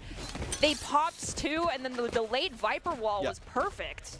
Absolutely, just kind of that retake Viper wall that's becoming more common, where you just put your smoke, that you can control and stuff into that B main, and you hold that Viper wall for that retake. With Boise State now going into the second round here. San Diego could be buying up. Doesn't get the silence, but Justin goes really fast in, where Stan has a ghost. Does get traded by J-Bag, so not too bad there, but does get traded immediately by Hespa. Ooh, the close angle. Yeah, Skies gets 1 at that Headhunter, as Chambers do. Looking for more, though. Does have a Marshall in his hands now. Minutemen post up. Yep. Oh, does get 1. The flank, though, slowly coming from A-Dog. This is where things get scary. Yeah, does Skies kind of think this is going to happen? Not getting seen by the drone, yeah, as soon as he doesn't get seen by the drone, A-Dog can kind of make that assumption that he's not there. So, do get 3 members from that bye for San Diego State, but Boise State now going to be on their bye round of those full Vandals. As you kind of see on a map like Breeze, you don't really see too many Phantoms. There's certain players who use Phantoms only, but the 140 on this map definitely happens a lot more than it usually does. I feel a little bit called out by that. There's some players that, as one who loves to use a Vandal and just rush into elbow here on site A and demolish anyone who's there, or tell my team, hey, there's no one here. Absolutely, and we're going to see Boise State getting really posed for this A site. 1 player on San Diego State, by the way, is playing on A. Hespa is playing solo A at the moment. He is kind of rotating with the Sova coming close. Does going to find the drone. Rotation could get intel because of that jet, though. Oh, the flash comes out. J-Bag and Aldum are going to take over Halls and get onto A site here, and Boise State gets to get onto site. 2 members on the flank, though, for San Diego State. We'll see if they find him. I think Rariana does see 1. Has no molly, so not really to play for that post plant that you kind of see sometimes. But, ooh, Stan hits a great shot on Rariana.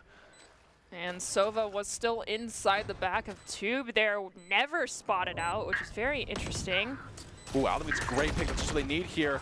J-Bag, I was going to say, I was about to point that out. Great flank playing into the CT spawn. A-Dog gets a trade, though. Now it's a 2v2. Ooh. Skies gets one. Sven kind of going down. Does have a Vandal, so can happen. And Skies clears it out here. Boise State wins the round. But does lose 3 members there. So San Diego State is definitely kind of very okay with that. I think if that's going to be the round they lose. Yeah, that's going to make Econ a little bit rough here for the side of Boise State. You can see that we have to do the, it's going to work. At least I can take 1 bullet to the body, half shield by there for Yeah, Album. the biggest thing I think when we've seen kind of things in pro play where NRG was a big kind of proponent of this, but they'll buy light armor. I mean, this is only one person on Boise State, but when you're playing against Vandals, if you get headshot, you're going to die instantly anyways. Yeah, that's what so, I've been told yeah, to and do. so definitely not the worst strat. Buying light armor is not like the worst case scenario, but we are going to see Stan with this operator on the jet here from San Diego State, so Boise's definitely be looking out for that. I think they did hear the op shot, so are definitely aware that it exists now. Round 4 up by, let's go. Yeah, we saw him. That's kind of the ghost that we saw round 2 as Jess mostly do on that Breeze map. So not too surprised there. And ooh, Shrike gets a kill onto Aldem there. And we're going to see 5v4. Boise still kind of going towards his B site, but A-Dog is going to put that smoke out there. If it keeps going up, though, Boise definitely be looking forward to it once it goes down. Ooh, and Viper has that Phantom and just peppering into their own smoke, not being able to be identified because of that suppressor. That's one of the reasons why I enjoy that gun. But the range, though, limits the amount of damage you can really get. Here we go. We just see that they know that there's, you know, some information here, but not really committing just yet. The dart comes out from Daimyo. Gonna go immediately down, and the Viper wall is committed by Boise State, but Sky gets a pick from mid here onto Shrike, and it looks like Boise State's gonna be posturing towards an A push, which I think is a great kind of, you know, heads-up call here. They know that it's really hard to get past that Viper in our utility, so they're just gonna, you know, kind of posture over to that A site. They did a bait and switch, but they do still. I don't know if they know that Jet is waiting. Oh. Beautiful. Now, do we get a free op though? Is my question, because I love seeing a free op grab or just eat it off the map. And Skies and Aldem on that operators on this map have done a great job in the past as well. So see how it goes. Does get the plant down. Daimyo has a great flank. Does have the dart available. Viper's Pit's been dropped down. Which I'm a big fan of. I think Viper's Pit is you should just use it whenever you can on this map. Oh, great dink there, but did like no damage because the spot they hit him was a very like, you know, high pen wall. So fortunately it does like no damage. 2 HP by Daimyo now. Dealing with Viper's Pit is very difficult on a retake situation. I mean, the one thing that I've seen work time and time again is getting a Yoru to just, you know, hold into it and say, shoot me, to give people the idea of where others are standing. And then beyond that, like a showstopper possibly going in, or you really just go in blind and just have faith that your team pops off. But in this case, you just run away.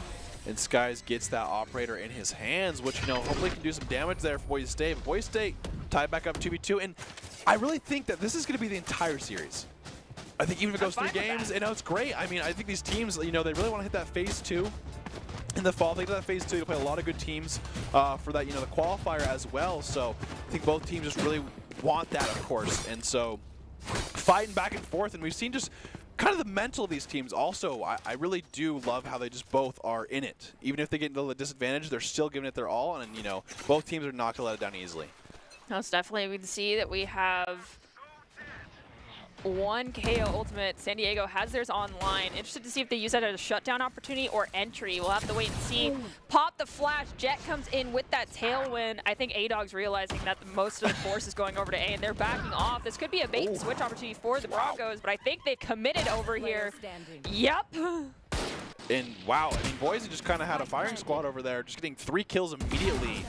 And you know, it seems like if you give just a little bit of space to Boise right now, they're taking the entire thing. I mean, we've seen Aldem get 1 dash in there. Next thing you know, he's in their spawn. And so these players are definitely not ready for it. And you could tell that San Diego State is kind of aware that these flanks could exist. It's just not in the right spots. It seems like the Broncos are returning the favor of what we experienced when San Diego State was attacking on Haven. They're just like, okay, they did it fast. Well, let's show them how you actually do it fast. Absolutely. And I also like the patience as well. Not just committing too much right away and just kind of using that for, like, you know, kind of retake possibility that we saw 2 rounds ago. A-Dog going to be sitting on a B side. Does have the Viper's Pit, but Stan gets a pick right away. Great trade, though. Oh, here comes the drone. Once again, kind of posturing towards his B side, but, you know, Boise, I think, is not going to commit right away. Hunter's Fury is available, decides not to use it, not worth it. I mean, if you really, really, really want to try and clear a Viper's Pit, you could, in theory, use Hunter's Fury for it. It's just not the easiest thing to do unless you can bait them into one tiny corner. Absolutely. And we see Sky's kind of lurking back with this chamber, not going to rotate right away, has TP available, and just kind of holding it to see if anything happens. Oh, that patience, though, that Sky is showing is absolutely phenomenal. Oh, wow. Great peek by Shrike. Just great timing there. Gets 2. Oh, and Sky's... Oh, no, the timing as well. Oh, this is getting scary. So 2v3. If Skies or Daimyo get it 1 kill, it's going to kind of even it up with the numbers.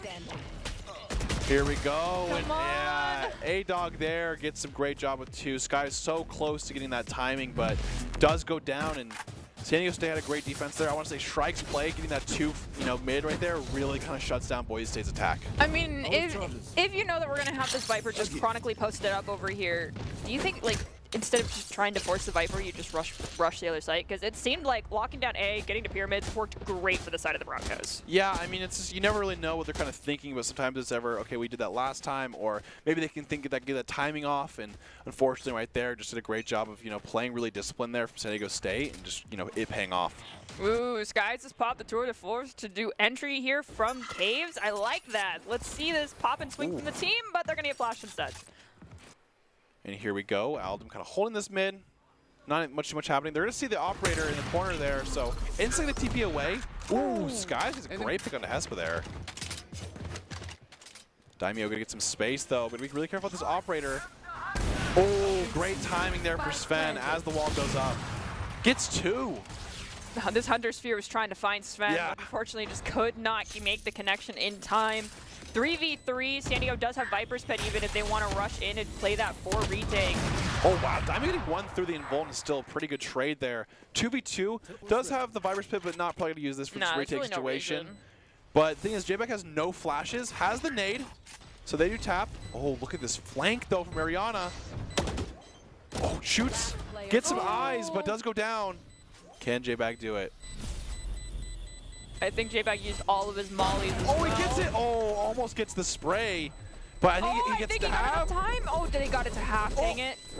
Oh, man, that was so close. Had only they'd bought just a couple extra seconds, that molly been dropped just a second later. Yeah, I mean, so close. Right on to try to get that flank, but it seems like Sven's spice senses were definitely tingling there and had a great shot. And, you know, Boise State had to call timeout there.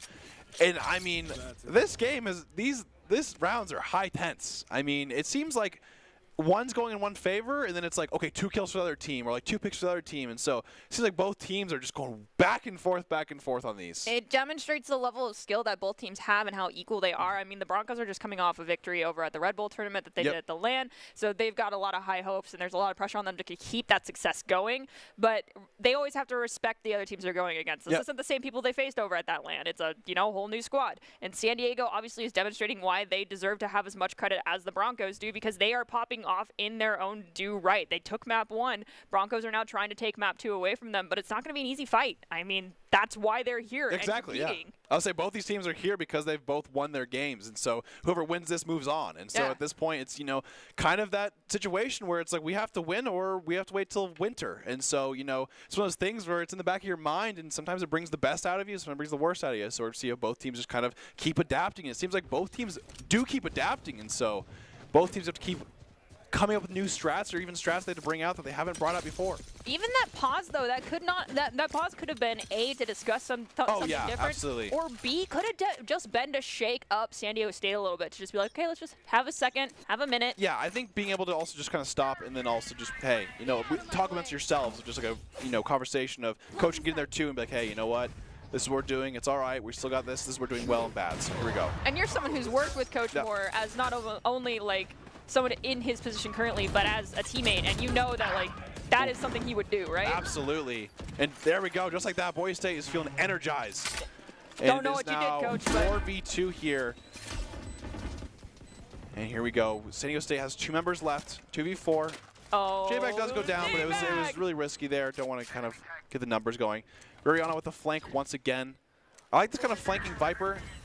And Aldum's gonna get voled and doesn't know where to go yet. Oh no. Does get sprayed through. Great play by A-Dog with a little lineup there too for having that up. Guys playing patiently. This wall is identical to the last retake wall, and Riri read it perfectly. Yeah, Rihanna does get those 2, and instead this time I'm flanking, but I'm gonna hit both my shots.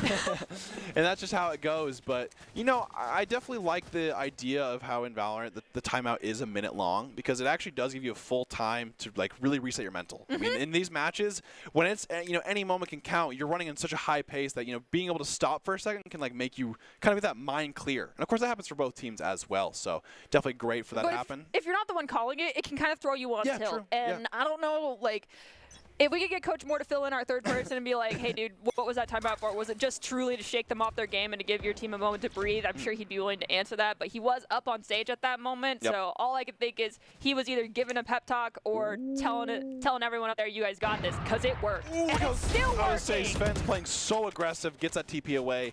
An interesting thing by Sven there, he was actually outside of his TP range when he got the kill. And then went back to his TP range after the kill. So, ooh, Stan has knives. And if there's one player on San Diego State to make a huge play with his utility, Stan is definitely that player. Does lose it. Aldum goes up to see kind of get their crossers around. Viper's Pit does go down, so San Diego State's going to have this retake. Aldum has dash. Does miss it, though. Oh, and does get the pick onto A-Dog as he comes out. And just like that, BSU gets 3. Heck yeah! And Boise State now leads 5-4 on this attack on Breeze. I really actually anticipated that we would see like almost instant just return of the KO ultimate there when Viper's Pit went down, but we didn't. And they were, I don't know what the thought process was there for San Diego State. They probably thought they were close enough they could just surround and conquer, but it did not work. The amount of cover you get from this, the ins and outs, they just locked down every possible angle, and just one by one you see them all fall. Yeah, the KO for the retake there is definitely kind of scary for San Diego State, because it's a thing where it's like, I'm right here. Like, it shows you where you are in a Viper's Pit, so it definitely is kind of disadvantaged in terms of both teams for using that sometimes, because it's like, hey, here's where I am. So here we go, J-Bag and the rest of the crew going mid here. Does get Aldum's dash right away, but does not go down yet. But Daimyo gets 2 in return. And just like that, Boise State have a 2-man advantage for this round. My one request is in this game, I want to see Daimyo get a double kill with Hunter's Fury. That would make my day. That's going to be hard. Oh, they do hear Avon here now, though, with that tour de force. And this is a great job with that, kind of countering it. Has the drone go out. Oh, does get KO'd, stopped. So he actually is not going to be able to tag him. That's rough. The KO suppression was perfectly timed there. And Boise State actually is going to kind of concede that in terms of, let's just go back to B and see what we can go here. I mean, you see that pulse, you know if the KO is moving or not. So, like, someone can just linger back a little bit, exactly like we have right now, and just say, it's not moving, they're there. They think we're going to be pushing over onto A sites. Let's swap B. We have Chamber at the top of Elbow here. Let's see if they're going to be able to catch anyone out. They're also going to secure the through double door rotation as well. Oh wait, no, they're going through tube. Absolutely, and you see Daimyo actually has a giant flank, and the biggest thing is he actually was seen by KO's suppress, so that gave a little bit more time for San Diego to rotate here. And yeah, now Sven is by himself. I think he heard Daimyo. Great dart from Daimyo here. Make sure, kind of go, still loses the true to force. I think shoots way too fast, though. Yeah. Just barely misses from Aldum, and Sven's going to keep running forward here with the tour de force. I like this play. Oh my gosh. Yeah, you got to get the fire I would squad. say you're just trying to get the ecos you can in terms of just, anything to kind of stop Boise State's eco. And Boise State now 6-4 against this San Diego State. And yeah, I would say San Diego State, great job with timeout. Similar thing to Boise, going to be calling out for basically the same reason in terms of, okay, let's relax a little bit and let's talk about whatever. Because you have 2 rounds left. And I mean, I think if you end 6-6, you're definitely a little bit better than an 8-4.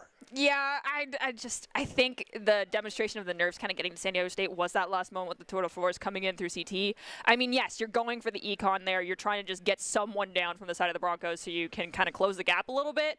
But it's not that common that you see a Chamber make, like, that push in so dramatic and quick, they can still take their time. They can even wait for someone to come out of CT after detonation and still pop a couple at that point. You don't have to just risk your life immediately, even though Spike's already down. Yeah, I mean, I think at the end of the day, he's just going for those ecos and just, you know, figuring out whatever's going to happen now. But this next round, of course, these next 2 rounds will be the biggest kind of importance, I would say, for San Diego State. Like I said, an 8-4 is definitely a lot worse than like a 6-6 or even a 7-5. Just a feeling thing as well. So I think they don't have enough eco to do this, but Boise State is definitely feeling pretty good. And I think this time they're kind of grasping it fully this time rather than letting it get away a little bit. Yeah, we can hear them on stage. They feel hyped. They're ready to go. I'm excited to see what they bring to the table. I mean, I personally would love to see this end with a 4-8 in favor of the Broncos, but at the end of the day, I don't have. Oh my gosh. Okay, we can hear production giggling, so they definitely planned this. Thanks, guys. It's a sloth, just, you know, one hand. Why not? With the Marshall with the, you know, huge telescope to see space.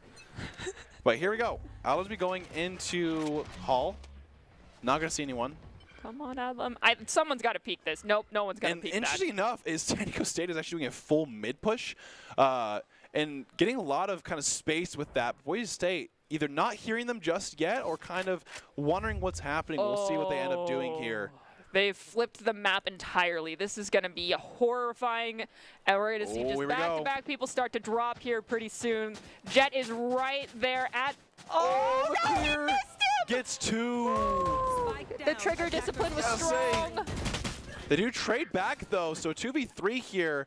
And can Boise State do it? But the thing is, the San Diego State has member all over the place. 1 mid, 1 B, and 1 A. So... And there's a big spot for Sven here, playing a very off angle, so definitely not going to be expecting that. And we're going to see how Boise State wants to play it. And it seems like they're going to kind of split up and play this one-on-ones here. The chances, I think, please check your angle card. I think the chances out. J-Bag gets a pick, though. But once again, I think this angle is going to be a really hard situation for Sven as he kind of just plays in this corner. Even though he's TP, does he check left? Oh, he does, but does go down. Does pop and swing. Oh, great job with the wide swing. And now they get J-Bag up, and it's now a 2v1 situation for Boise State. Okay, Great that nade. was calculated. The sacrifice from J-Bag to come in while ulting, knowing that he could be the bullet shield for Riri and having Riri clutch it, that was absolutely big brain. We know San Diego took that pause to say we're changing our game style entirely. Broncos took a moment themselves, even after getting that far down. Yeah, I would say reclaimed. Huge disadvantage there. And the thing about Sven there is, you know, he gets his one, which is so important, but the thing is it's KO during his ult. Yeah. And Severiano hits him with a wide swing, does a great job. I do want to say Stan's play was fantastic here, playing that kind of space and then getting 2 and, you know, immediately going down. But J-Bag and Mariana basically aced. They did ace the round. There was 3 on J-Bag, 2 on Mariana. So basically, it's 2 members from Boise State picking it up, and they're doing a great job, and just what they needed here to keep the momentum. It's now 7-4, and Boise State looking to go 8-4 into the half. Wow, A-Dog with a crazy peek there. Get some damage onto Aldum, too. But that does mean that Aldum is able to tell them that A-Dog is over here on the left-hand side. And if they decide to rush it, they can. But I do believe San Diego State is preparing for the pinch. Ooh, big pick there from Skies as they get that mid pick. Does TP away, too, so doesn't get repicked. And Aldum with a great pick as well. Here we go. They know that A-Dog's still probably on the site somewhere. Ooh. Oh. And Sven with the flank, though. Still 1 member ahead for Boise State. Goes through the Vuln, but decides, okay, that's a little too far. Yeah, I mean, you can kamikaze through your own molly, but kamikaze that one is a little difficult. Good trade, though, from J-Bag at the end of the day. But look at this flank from Sven. They still have not planted the spike, though, so time is not the essence. And just like that, the flank comes in. But still, 2v1, Daimyo and Mariana. Just gonna kind of hold it there for the time being, playing the 1v2. And at this point, they're probably going to start thinking that maybe he could probably flank to elbow, and here we go, they're about to meet. All right, Daimyo, get the plant, and then I want a Hunter's Fury kill. This Here we is go. This is it. Sven. Lock it down. Definitely feeling pretty good about this. I don't need 2, I just need the 1. There's only Sven left standing. You got this. He's mid. Please tell me it was communicated that he is coming mid. Oh, it looks to jump peek. 20 seconds left. Has the recon dart. Probably just going to wait for it at least a little bit. But no. Sven is walking the entire way. Daimyo's going to peek it here. Does find it. At least knows where he is now. Pop it. Okay, you don't even need it, but the team ace for the Broncos.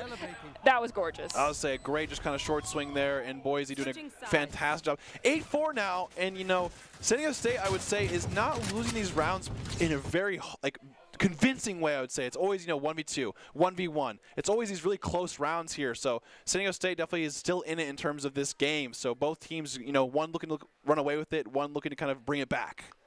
I love to say this term when it comes to any esport, but it's good Valorant. Absolutely. And, with how San Diego State has played, especially how they played Haven, an 8-4 lead is something that you definitely have to keep your mentality going with Boise State. You need to close out the game for this to happen, and it's definitely not even like it's not over yet. So here we go. Going to the pistol round. I think Boise State's actually won, I'm pretty sure, every pistol round so far.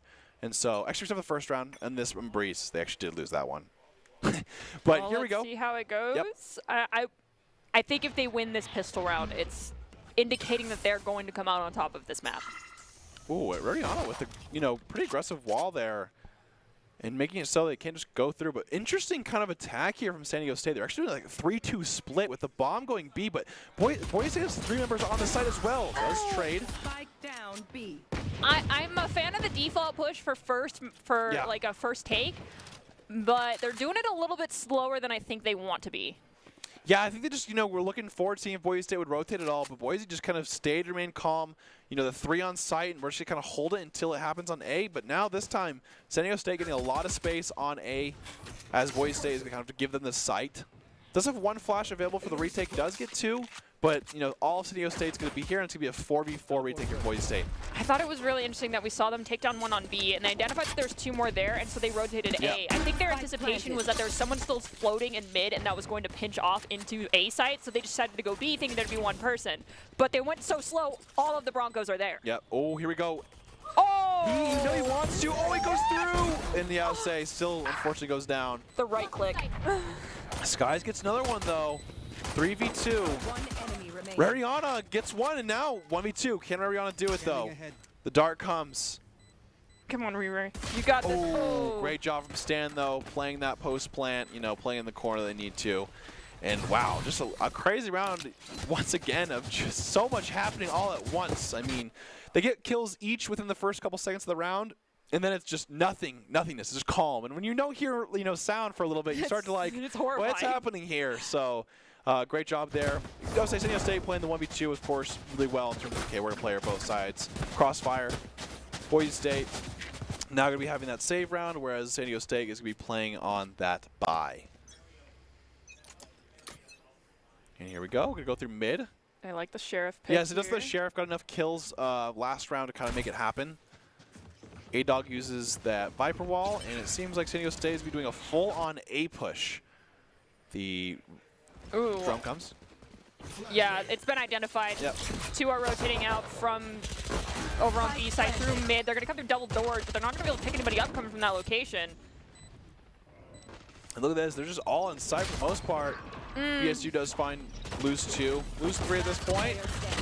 Tries to get 1. Unfortunately, it is a flawless, so San Diego State is going to be keeping all their weapons. And like I said, I mean, San Diego State can definitely bring it back here. Winning the first 2 rounds, kind of, usual when you win pistol. But now it's going to be Boise State's kind of reaction to that with all these Vandals. And they have 2 light armor buys, which, I mean, not really the end of the world, but this is definitely a very important round for both teams. I think Isn't this San Diego's bonus round? It is, yes. Yeah, so they're buying as much as they possibly can. I think we do have 2 light shields, even though one of them could have gone full buy with full shields. That is a risky play. I understand this is a make or break style of moment here for them, but 2 back-to-back wins on your bonus, I feel like you could have gone with Guardians. Here we go. And we'll see what they end up using for. So Sky's holding this with them. Like I said, big round for Boise and San Diego State. If San Diego wins this, definitely has a great econ advantage over Boise State. Flashes over the top. Doesn't get too much from it. Sky's playing really up close here. Oh, great dart from Daimyo. Good tag 2. Oh! Here's the Guardian here from Stan. Great shock dart. I don't think it actually fully hits him, though, because he updrafted. I'm glad to see the Guardian. I like that buy when you're in a pseudo-hurting position. It's underestimated. Oh, wow. Stan gets 2 of it, though, with the Vuln on the ground. And Boise State's actually down in members at the moment here. Oh, great job for Rariana to get that kill. Here comes the defuse. Anyone get a peek? And Boise's just kind of holding him down. Gets to half. He's actually sticking it. Yes, bro, stick it! Just Yeah! like just like that, Skies acts as a body bag for Ariana of Get Down, Mr. President, and they do get the round, and Boise State wins a big round 9-6. Whenever you're in that horrifying moment, you just have to keep saying pro stick it. Like, that's the only mentality you can have in that moment. Absolutely. And I do want to say, I think Sky's head up play there is also really important. Just going in on top of Veridiana so that if they do shoot, it goes through him first. Yeah, you so get the bodies in front of you. Absolutely, like right here. And he does go down, so it's like it definitely was useful. Get down, Mr. President. Yeah, absolutely, and that's a big round for Boise to win. However, the thing is, the flip side is they lose all of their eco. So they're actually still going to have to save the end of the day, but they do get the win.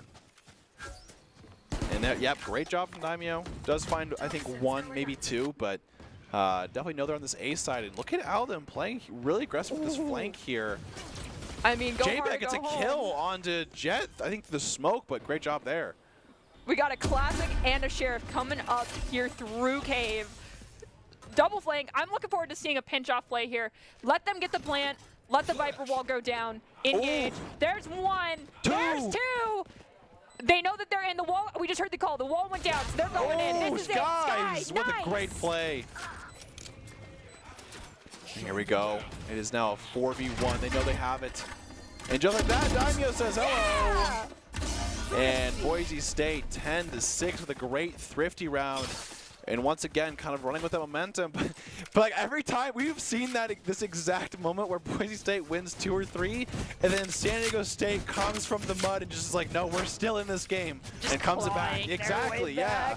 It just seems like this thing where San Diego State, I mean, last game, they were definitely down a lot of the game and end up coming back. So Boise State definitely keep playing very well on top of their game to close out this game for them. Well, if any of you guys watched the LAN that we had last week with the Broncos, they had these insane like first half games, and then they'd struggle for 6 rounds in a row they would lose. They are definitely demonstrating today that they are not letting that type of stuff happen anymore. They lose a round, they come right back swinging. Ooh. No more than 2 losses back to back before they start popping off again and just fix whatever the heck was going wrong. And great refrag there from Daimyo after J-Bag dies to those knives right away. Oh, great cross there from Boise State. They get the flank there, so definitely don't have to worry about that. But look at Hesef. Hesef is really deep within this flank. We'll see how Daimyo thinks about this. Oh, does get the kill, though, because the spike is on the ground. Sven's playing close. Daimyo's being careful here. Using absolutely, yeah. darts. Sven's looking like the exact same play, it seems like. Sven's like, do I do it? He was kind of wary last time. But we have both shock darts being used over here towards the spike, as well as the recon dart. Nothing seen because they're just out of range. Oh, wow, Sky sees him. Okay, so he probably knows that Sven's on the other side. He's just going to play patient. Come on, play the patient play. Yeah, he heard one shot, so he definitely knows and the bullet tracers. They came through. Just play patiently. Yeah, here we know. Daimyo uses shock darts if he's up close, but look at Ariana flanking and just... Oh! 30 seconds left. Sven definitely having some great shots this game on this chamber, and, just great crosshair placement, great aim. So 1v2, he's very low, but can he do this? We'll see here. Slowly peeks the first corner. I don't think and he's aware that there's 2 posted up. He's not ready for the 2. And yep, just like that, Boise State secures that round and is now 11-6 here. And like I said, Sven has 18 kills, so he's definitely doing a great job for San Diego State here and just solid aim. But it seems like Boise State, this last couple rounds, have had a crossfire almost everywhere.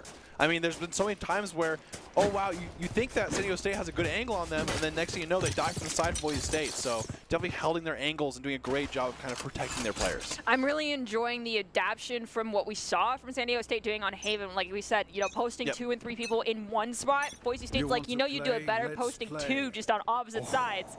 And the tour de force from Sven gets popped immediately here. Over on site A long from window. Skies, though, playing around pillars, gonna get 1. Can't get the trade on the second, though. They do have the Virus Pit for this, too. So it might be a really hard retake for Boise State. Spike planted. As I'm guessing we'll hear it soon. Not actually being used just yet. Daimyo, not going to see anything with this drone.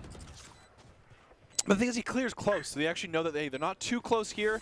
Alden looking for a play. Does use the knives. Oh, has the dash. Does get pinged once. Takes a lot of damage for it. And A-Dog is really trying to save this ult. Daimyo gets a great pick. Has the recon arrow available now, so we'll see how this plays out.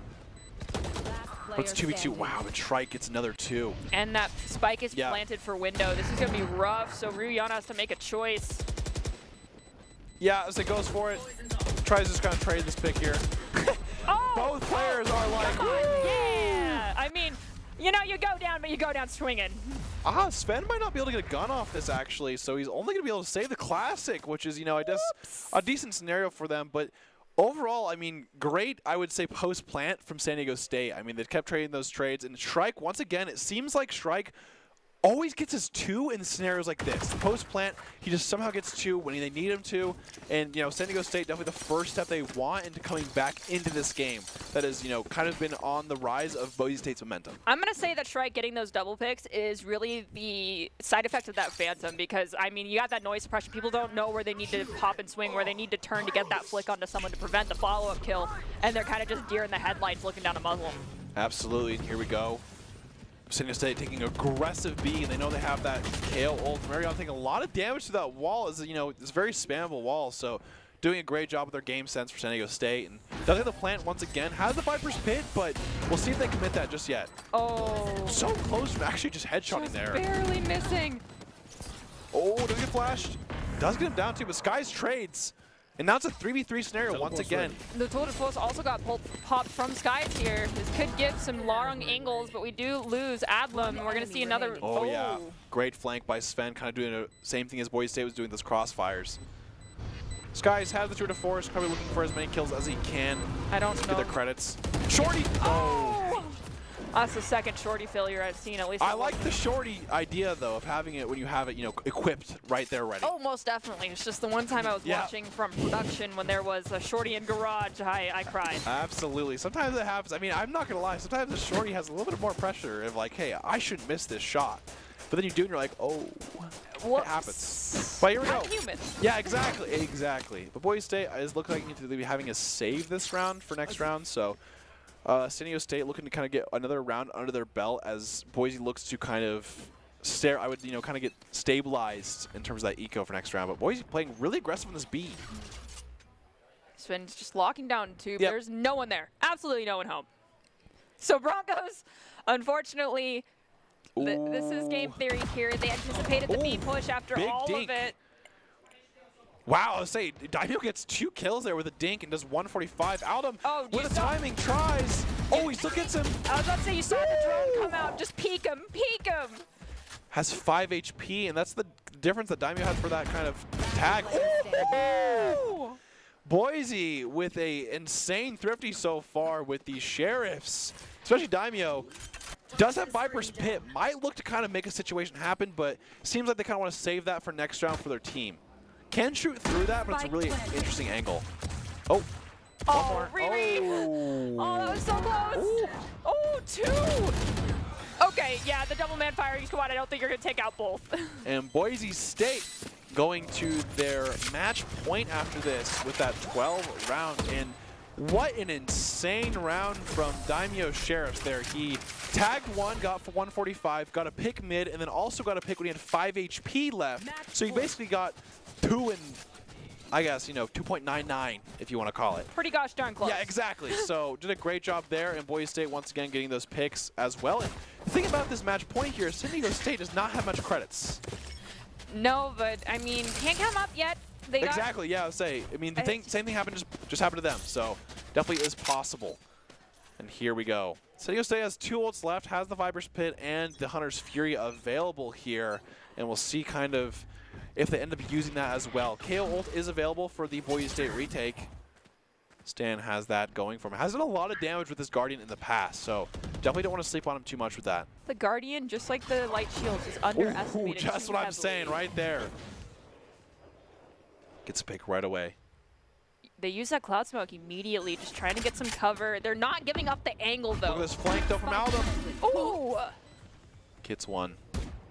Looking for more. Has the dash available. It's already progged. Yeah, say Sven. Oh, the timing from Daimyo, but they do get 2. And Boise State is now down a member. 2v3 here. Skies gets 1. J-Beck goes down, though. Oh, great shot from Skies. Does have an angle where he can actually res, but does not do it. I wonder how much time we have left over there to get the res out onto our poor... Wait for it. Oh, he does get it! And he misses the corrosive bites! And just like that, Boise State is going to take map 2, and we will be going to the decider, which is Fracture. And this game, I think, is Boise State taking their advantages and pushing them even further, whereas last game, San Diego State kept coming back and clawing back with those situations. It was definitely, I think, playing a little bit too hesitant. Like, yes, we want to give respect to these teams. We don't want to just think we can walk over them ever, even if we have a huge advantage. But you need to also carry momentum and keep tempo control in your favor, even in a game that will slow down a lot, like Valorant. Absolutely. And it seems like the Broncos started to realize that here in the second half, and we're like, all right, we get 2 entry picks. We just keep pushing until they are off the site and gone.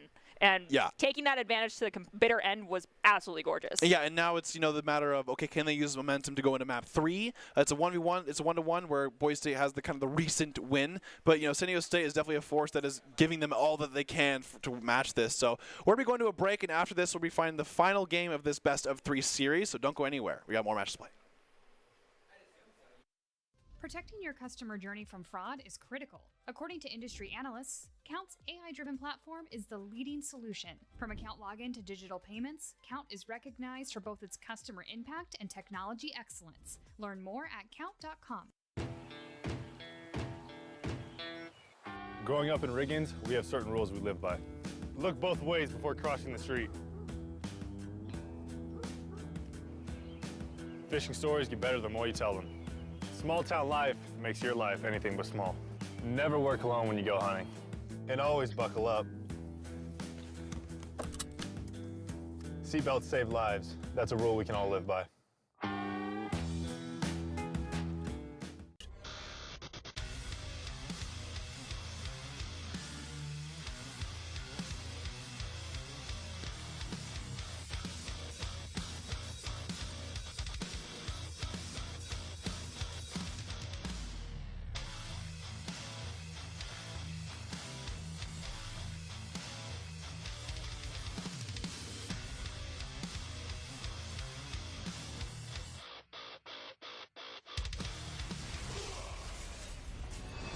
Visit NationalGuard.com to begin your guard adventure.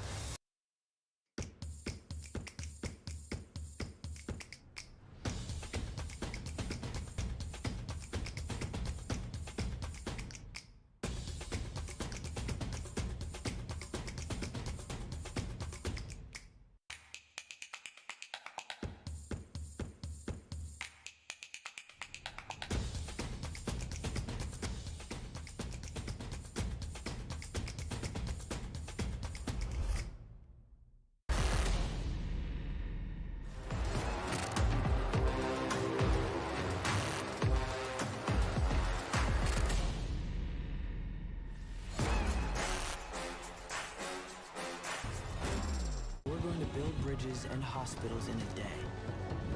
We're going to save families from disaster and feed those left in the cold. We invite you to join us. The next greatest generation is now.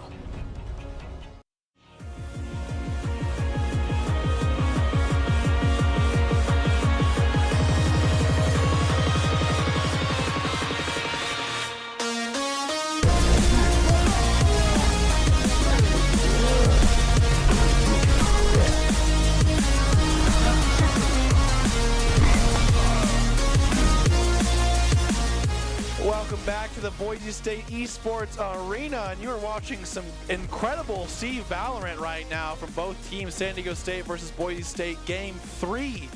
And what are your kind of overall thoughts on the series so far? I mean, needless to say, I'm not shocked. Like, you anticipate, even though it's late at night, this is when most gamers are awake. Let's be totally honest. Those of us that are students and gamers, not so much. But we're typically gaming this late, so this is when we're at our peak, at our prime. So they were ready to go the full 3 maps. I anticipated the full 3 maps here because, I mean, if you made it this far, you have to be ready to go the distance, you know? I mean, J-Bag's getting a Red Bull, and it's 10:43, so he's ready to go for at least the series here. And, both people have always got to get going, but this has been an incredible series so far. I really like how both teams are not willing to ever let it go or, not letting things slip. I mean, both teams are always battling back. I mean, teams go up 3-4 rounds, and it's not over yet. You see people claw back. Now it's a 2 game. Now it's 1. Now it's tied. Now they're in the lead. So I'm really excited to see how the series is. And coming to Fracture is really going to be crazy because both these teams have been really aggressive. And Fracture is a map where you can explode. I mean, both, having the sides be both sides here, we're going to see some explosion here from both teams. And I'm going to love to see these picks that are being shown. I personally, just based off of what we've seen from both these teams thus far, those cheeky, dirty angles that we've seen 2 people, 3 people post up in and just hold it and lock it down. With the changes that were made to Fracture before the start of the season, excited to see how they take those into play here. Absolutely, and of course we have Doc's keys then, which in Valorant is focus those angles, that flank. Know that when condition, count cards, call abilities, and click heads. This is brought to you by Drop-In Gaming, which is the premier online platform for gamers who seek competition. Play your favorite games to win cash and prizes through free and paid entry matches and tournaments, whether you are new to the scene or a seasoned veteran. Drop-In Gaming has the right games and competition for you. To begin your competitive gaming journey, sign up at dropingaming.com. And, going back to kind of the Fracture topic, I mean, we're probably going to see another mirror match between teams. We're going to see the Raze, we're going to see the Breach, we're going to see the Brimstone, the Chamber, and then usually the Fade. But the one thing I will say is I think that both kind of Chamber players are going to be kind of the highlights in this match. Fracture's a match where you can play really aggressive with those Chambers, and we've seen Sven go crazy on this Chamber. Last game, I think he dropped like 20 kills. So definitely I think it's going to be kind of the focus on this team with him and Stan making plays for that San Diego State. Most definitely. The one thing I really would hope for to see here, just a slightly different changeup in some of those agent rosters. I mean, yes, they are tried and true and powerful, but when you're at this point where you need to pull something a little bit different, you need to take the rabbit out of the hat, what can you do a little bit differently? I feel like you want someone who can give you as much value as one of the other agents that we already have, but I personally would love to see a Sky here, just like you can throw your Hawk out and you can definitely guarantee that an angle is locked down, there's no one there, no one gets flashed, or you hear the flash and you know someone's there. Your team, you both go in, you swing both angles equally, and you just lock it down instantaneously. Yep. But the odds of that happening, we'll for my own love, probably not very high. We're going to see most likely the KO, if anything, for those ones. But the pop flashes are still just as strong. Oh, absolutely, yeah. I mean, they did the nerf recently where it's, that's not as much with the right click, but the thing is it's still a pop flash that it's literally impossible to react to sometimes. So definitely seen a lot of good KO play, too. I mean, J-Bag did a great job last round. And then also, I forgot, I think it's like something but love that. He's been doing a great job as well. And I think these kind of silences have been, doing some work. And so I'm really excited to see how these teams play as well as the Smoke players as well, because I think this is a map that allows Brimstone, controller players. You're not playing that Viper where you have to sit in your corner on, Breeze B and be like, hopefully they come to my site. Yeah. But, you get a little bit more kind of interested. Wow. Ooh, and, a neon! The thing that's actually, I would say, kind of crazy, the Neon's a great pick from Stan, but the thing is he's not going to have a Breach to back him up. Yeah. We've seen, of course, Optic kind of trademarked this thing of the Neon Breach, and the reason why it was so good is because the Breach and Neon work so good together. But Stan is now going to have to basically do raw aim. And so what that kind of tells me is San Diego State is willing to take the risk that Stan is going to be playing this feast or famine character in terms of you either pop off or you just get, destroyed, and they're going to kind of trust in Stan to make those plays. I mean, that's kind of like what we were saying. You need to pull out that wild card, the unexpected. And when you do that, you are kind of presenting yourself in a this is a make or break. If this either works or it's not. And when you're trying to do the end all, oh, that's a fantastic angle. Thank you, production. When you're trying to do the end all be all, and you go no holds barred. If you trust in your teammates and they make the call, let me go Neon, just have faith. You don't tell them no. Yeah, I mean, I think it's going to be a thing also. Where Stan, I don't think Stan. He definitely is trolling a little bit, but I would say all these times these players are going to pick what they practice and then what they're confident in. So. Yes, that KO chest. Yes, thank you. Oh wait, they actually did pick the wrong character. Did pick Neon on accident. Oh, and see, okay, that's actually I want to say that's great. That's some great sportsmanship from Boise State because they technically could be like, we're in game. No, you have to stick with it. I think what happened is, as you were calling it, you want that breach. Yeah, I think they didn't get the breach out. Someone went Brimstone instead, and so then this next we're it's probably the fade. I think it's gonna be the fade for the fade for Brimstone, but our fade for breach. But I was gonna say because not gonna lie, Neon by herself is really hard to play. But I mean, I will say I still think it's great sportsmanship from Boise State because there's a lot of situations where teams can 100% have the reason to say, no, we're not going to do that. And so I think it's just a good thing. They want to win this, not have anything behind it, or, because it's always a thing where it's like, oh, well, you don't let us do this. And, of course, we saw Daimyo throwing it back up like this. He's ready to go. It's winning in the good spirit of the game. You don't want to win, dirty, so to speak. You want to win knowing that the other team came in at the best that they could be playing against you and to know that you bested them when they tried their hardest. That is a true victory. You guys are awesome. And Thank you so much for being such great sports. And the thing is with the stall, J-Bag gets that more Red Bull kind of kicking in for him. He You know gets what I'm saying? more caffeine. Absolutely. I mean, I will say, not to say anything, but last time I will say Sky's popped Red Bull, the last game 3, dropped like 20. Yeah, I saw knows? that man grab 2 Red Bulls one time before a match started, and like I legitimately, as someone who's told people like if you can't handle your caffeine, don't take it before a game. But to see someone just be like absolutely and pull 2 on stage with them, I'm like, that is a bold move. That is a human being who knows what they're here to do, and they're like, I need this. Yeah, and so we're just gonna have these kind of players get back into it. Like I said, I'm guessing the mispick was probably the Breach over the Fade, or it was the Neon instead of the Raze. That's like my 2 guesses, just because one of them is interchangeable in terms of. The Neon, like I said, by itself, really hard to play. I mean, Stan is the player who might be able to kind of pull it off because this whole series, he is a kind of plays by himself a lot of the time. And the other thing is that, like, San Diego State was being very honest up front. They're like, we intended to get a Breach, so we probably will anticipate that the Neon's going to stay there with them. And with that, they basically have given their entire comp pick over towards the side of the Broncos. So the Broncos, they know that by asking for that restart, they're giving away all the intel that they can pre-map pick. And so it's a 50-50 shot, but it's done in good faith. And, like, you know, you ask the Broncos for a favor. You, in turn, are also giving them a little bit of extra information. And that's fine. Yeah, but here we go. So now this is kind of with the comp that we were expecting with San Diego picking that Breach.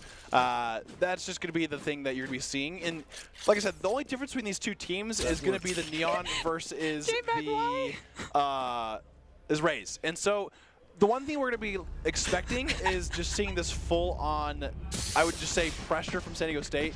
But you see a lot of fast-paced, I would say, rounds with the Neon and the Breach. So definitely be looking out for those kind of combos. We'll see if they manage to pull those off here in round 1. Broncos are going to be on attack. I'm definitely interested to see if we have any sort of sneaky angles getting locked down immediately by the side of San Diego State, or if they're going to play a little bit further back. And I like this play from Boise. They're actually going to play this full stack A main, and you could see that they were ready for the Breach stun because they just sat there. And now they're just go fully onto it. But San Diego State is all in spawn, so this is going to be a bloodbath here pretty soon, as San Diego State is now going to be going for this retake. Oh my goodness, this is yikers. And so now we're going to see just a full-on 5v5 retake situation. There's still a lot of utility from both teams here. The first kind of batch of Brimstone smokes are going down here, so let's see how they decide to kind of do this retake. And they're just all in spawn. There's not one in main. There's not one flanking dish. It's just all there. And yeah, Neon instantly goes down. They do trade, but all of them trades again. And Sven, once again, back and forth here. 3v3, pop flash comes out. Oh, Skies does go down. I thought Sky. Oh, great nade here. Does get half. Does get the kill as well. The Roomba bot. The smoke goes down too. Oh my gosh, that was perfect. And man, that is such a scary situation because he does get the half, but that nade just barely gets the kill there. And as soon as he gets a kill, the smoke drops and they can win the round. And what a...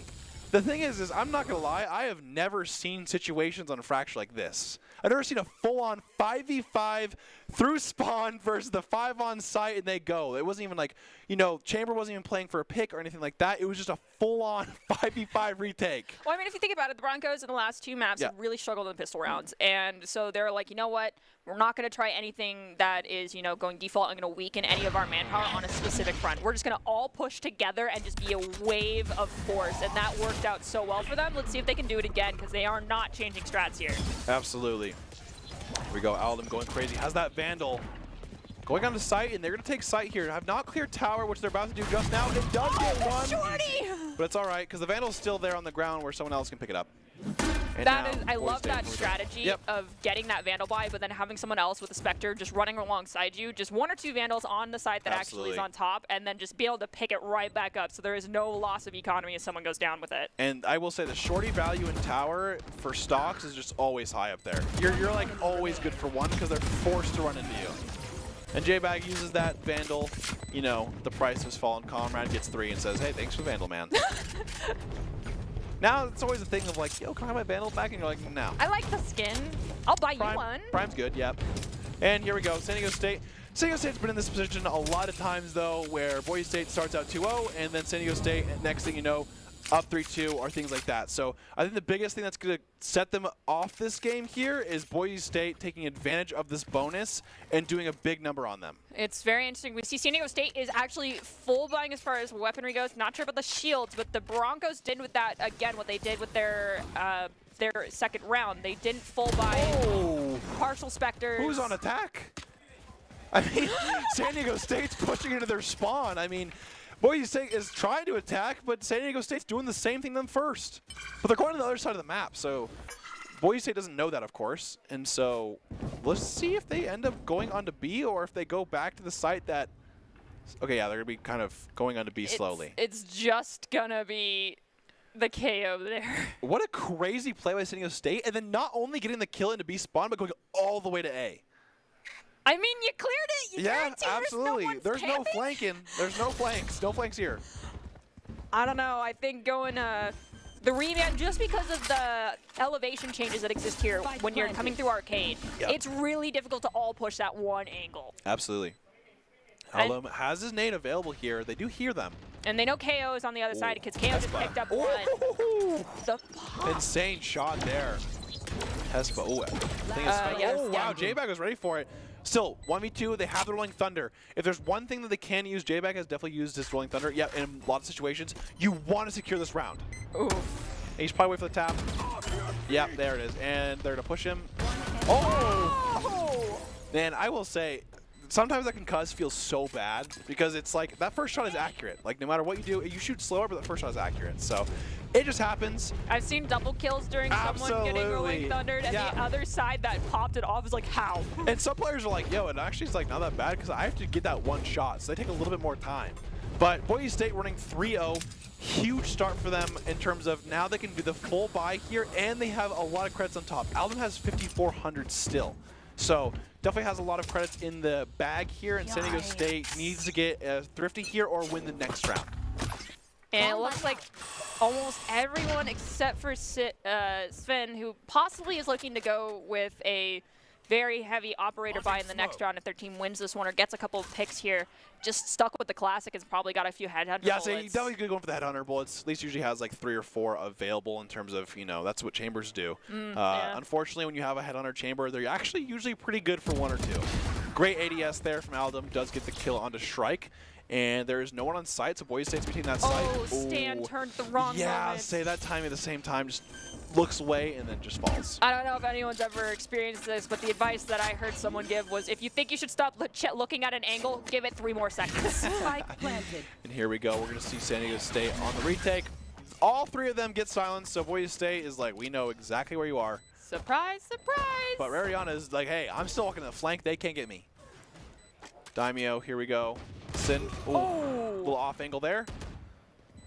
And so far, Daimyo with the comp flash gets 2, gets 3, and he is definitely feeling it.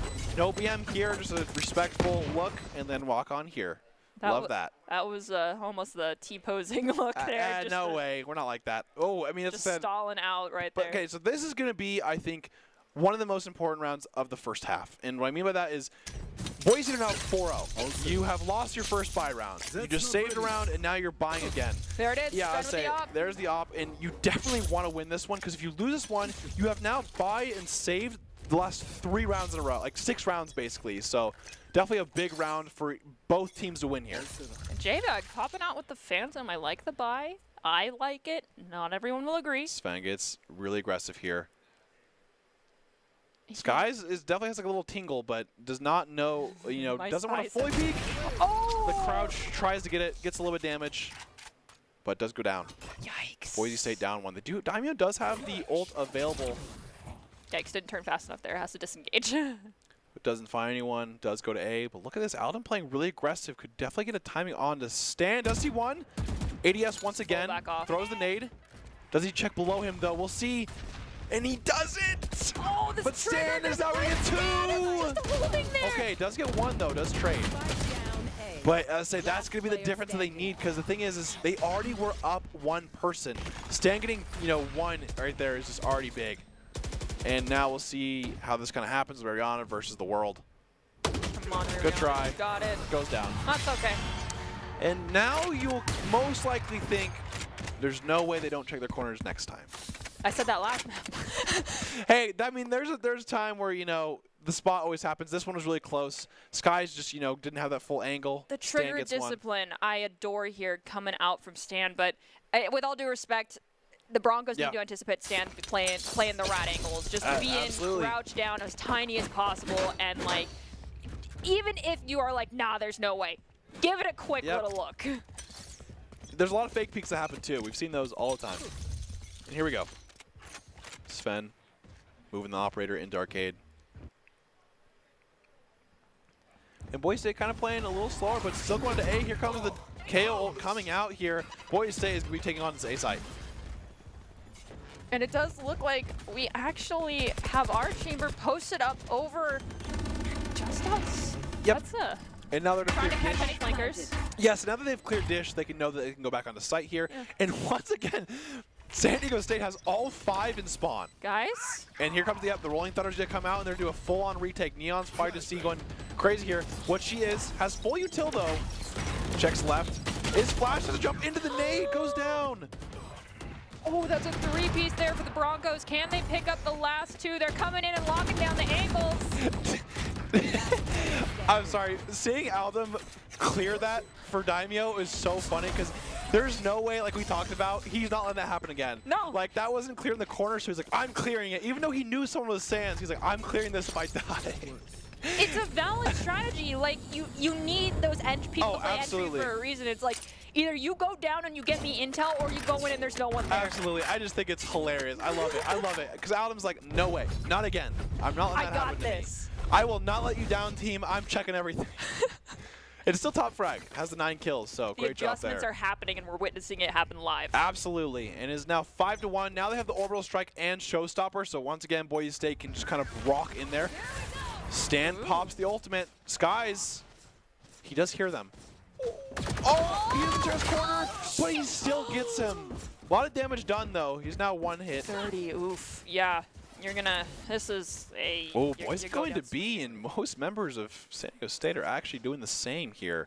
Ooh, Sven has a great little kind of different angle for the off. Oh, does miss, though. Look at the pop flash happens. Both no KOs one's dead, though. Yeah, the KOs both flashed each other, so there's nothing they could have done there. And actually trades in favor. But now it's still 2v2. Daimyo's quite low pop flashes. Orbital strike comes down. Hurting right now. They tried to use it to lock down an angle, but instead Sven was just outside tower. They didn't anticipate that. Ooh. 1v1. Getting a lot of space. He knows he's an option to play close. He does! Wow, huge round there from J-Back to win that 1v2 clutch. And gets the Rolling Thunder again. And so just ready to rip these ultimates. Boise has 3 big ultimates on the side of Fracture. And 6-1. This is the first time Boise State in the series has gone up 5 rounds. Usually it's only one. It's usually only 2 to 3. So they just gotta keep on going. I'm pretty sure San Diego State has to eco here, or they have to eco next round. So we'll see kind of once they go into game. If this were you, would you be ecoing this? I mean, if they have the money to buy, they should buy. But if they don't have it, then they're just gonna have to eco. And that's just kind of how it works. And unfortunately, we don't see it just yet. But Stan's playing this aggressive, so I'd guess that it is an eco round. Yep. They got the info, though. They definitely were able to tell that there was... Oh, he had a Phantom, I'm pretty sure, actually. Oh, no. Here we go. Say it ain't so. Boise State is now going to get this full B here.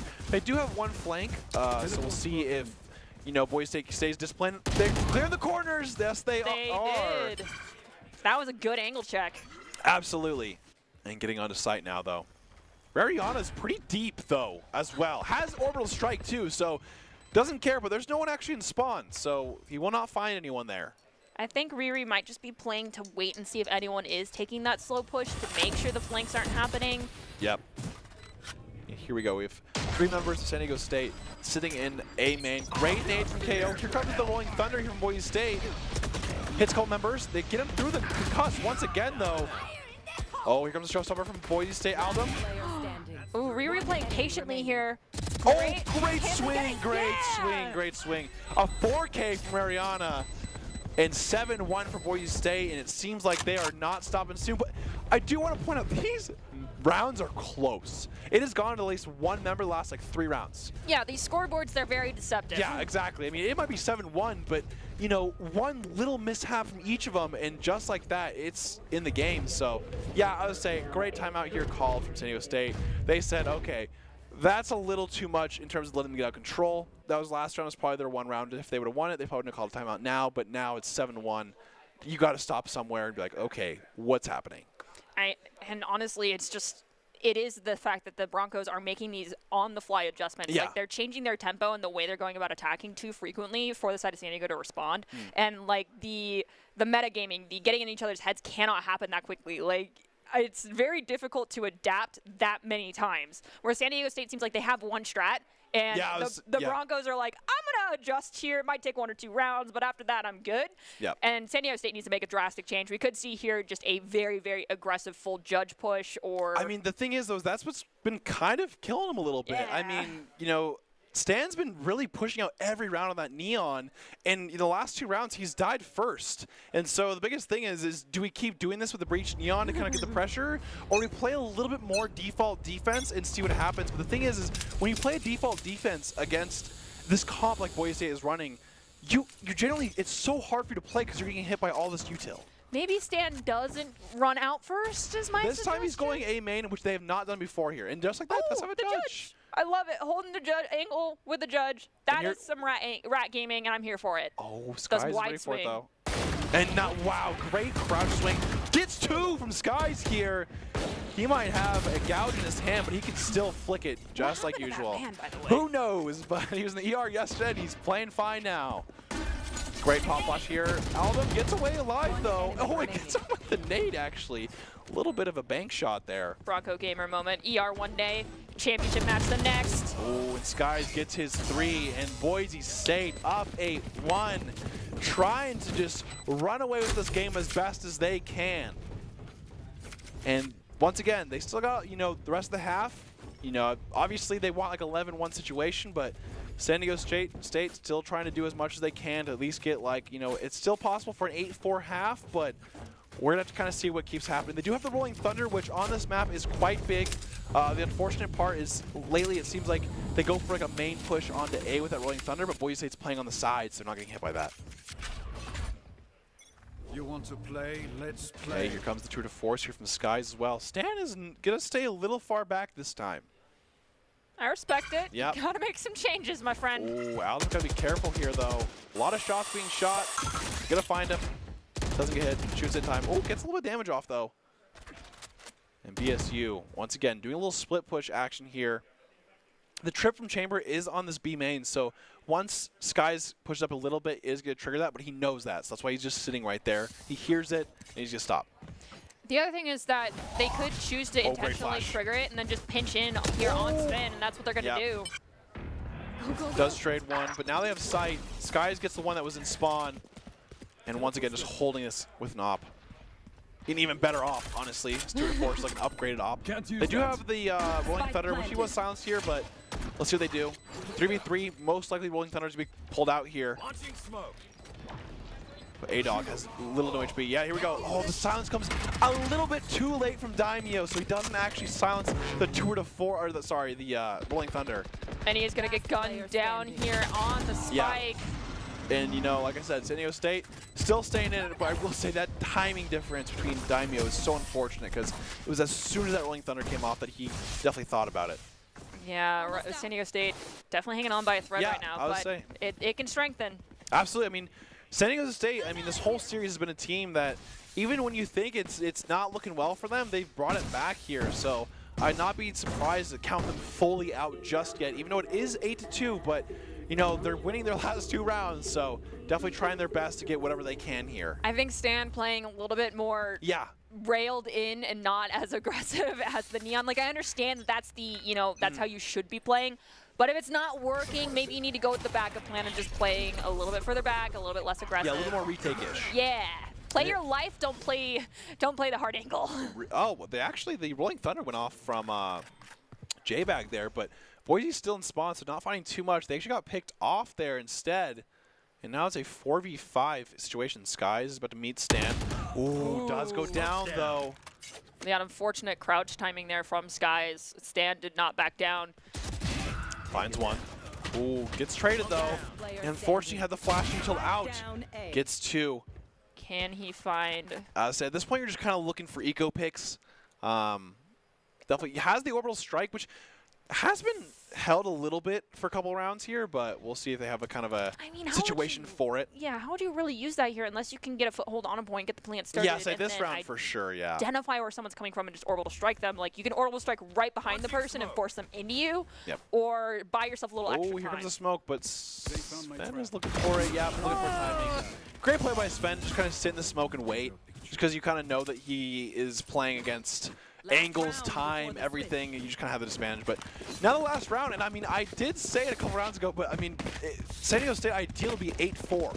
Because, I mean, as we've seen, Boise State definitely execute well, but the attack side on this map is definitely no joke when it comes to a full just push by your team execute. But we're going to see if Boise State can take this 9-3, or if they can just keep the 8-4. We'll see here. I'm definitely not one to, like, you know, claim that these type of statements are true, not necessarily into the paranormal, supernaturally things, but the 9-3 curse could be strong on this map for San Diego because we could see that they have a very solid, you know, offensive side for this. And just like that, they get 2 right away.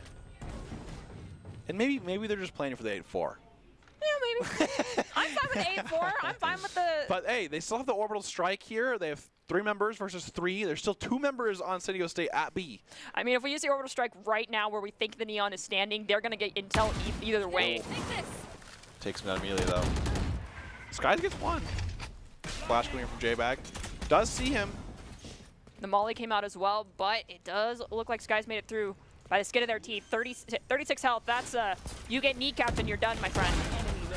Great kill from A-Dog, and just like that, it is going to be 8-4 from the half. And San Diego, I'm pretty sure, is one of either the last 3 or the last 4 in a row here. So definitely the whatever momentum that they had going against them is kind of evened out. Even though the score might not be that way, winning 3 rounds in a row at the end of a half helps your mental a lot. I really think it was Sven not playing such aggressive angles and like trying to get that intel and maybe an entry pick before they're able to get in. Yes, it's very powerful, but when you lose that many in a row, changing it up was the key there. Exactly, and I think, I will say now though, Stan is going to be that player on this attack to be aggressive. Oh yeah. So like, now I think we're going to see kind of some play of Stan either turn up the notch or it's going to be kind of back down again. So we're going to have to see how they end up using this Neon. We've seen a lot of the Neon in terms of like pro matches and stuff like that. People just run wild. But the thing is, when you run wild, you have to use a lot of aim and you have to have a lot of coordination with your breach. So we'll see how this is played. 8-4, Boise State leading, still up by 4 rounds. Pistol round's going to be a big round for Boise State if they win, because then they can have that advantage to go for that next round. So interesting play here from Boise defense. They're actually just going to clear... They cleared all the spawn in that arcade dish area, actually. So now they know there's no one in spawn and that San Diego is fully on site. I mean, that's a lot of intel. Possibly looking to play the retake game, knowing that San Diego was going to drop a lot of util due to the lack of success they had on defense.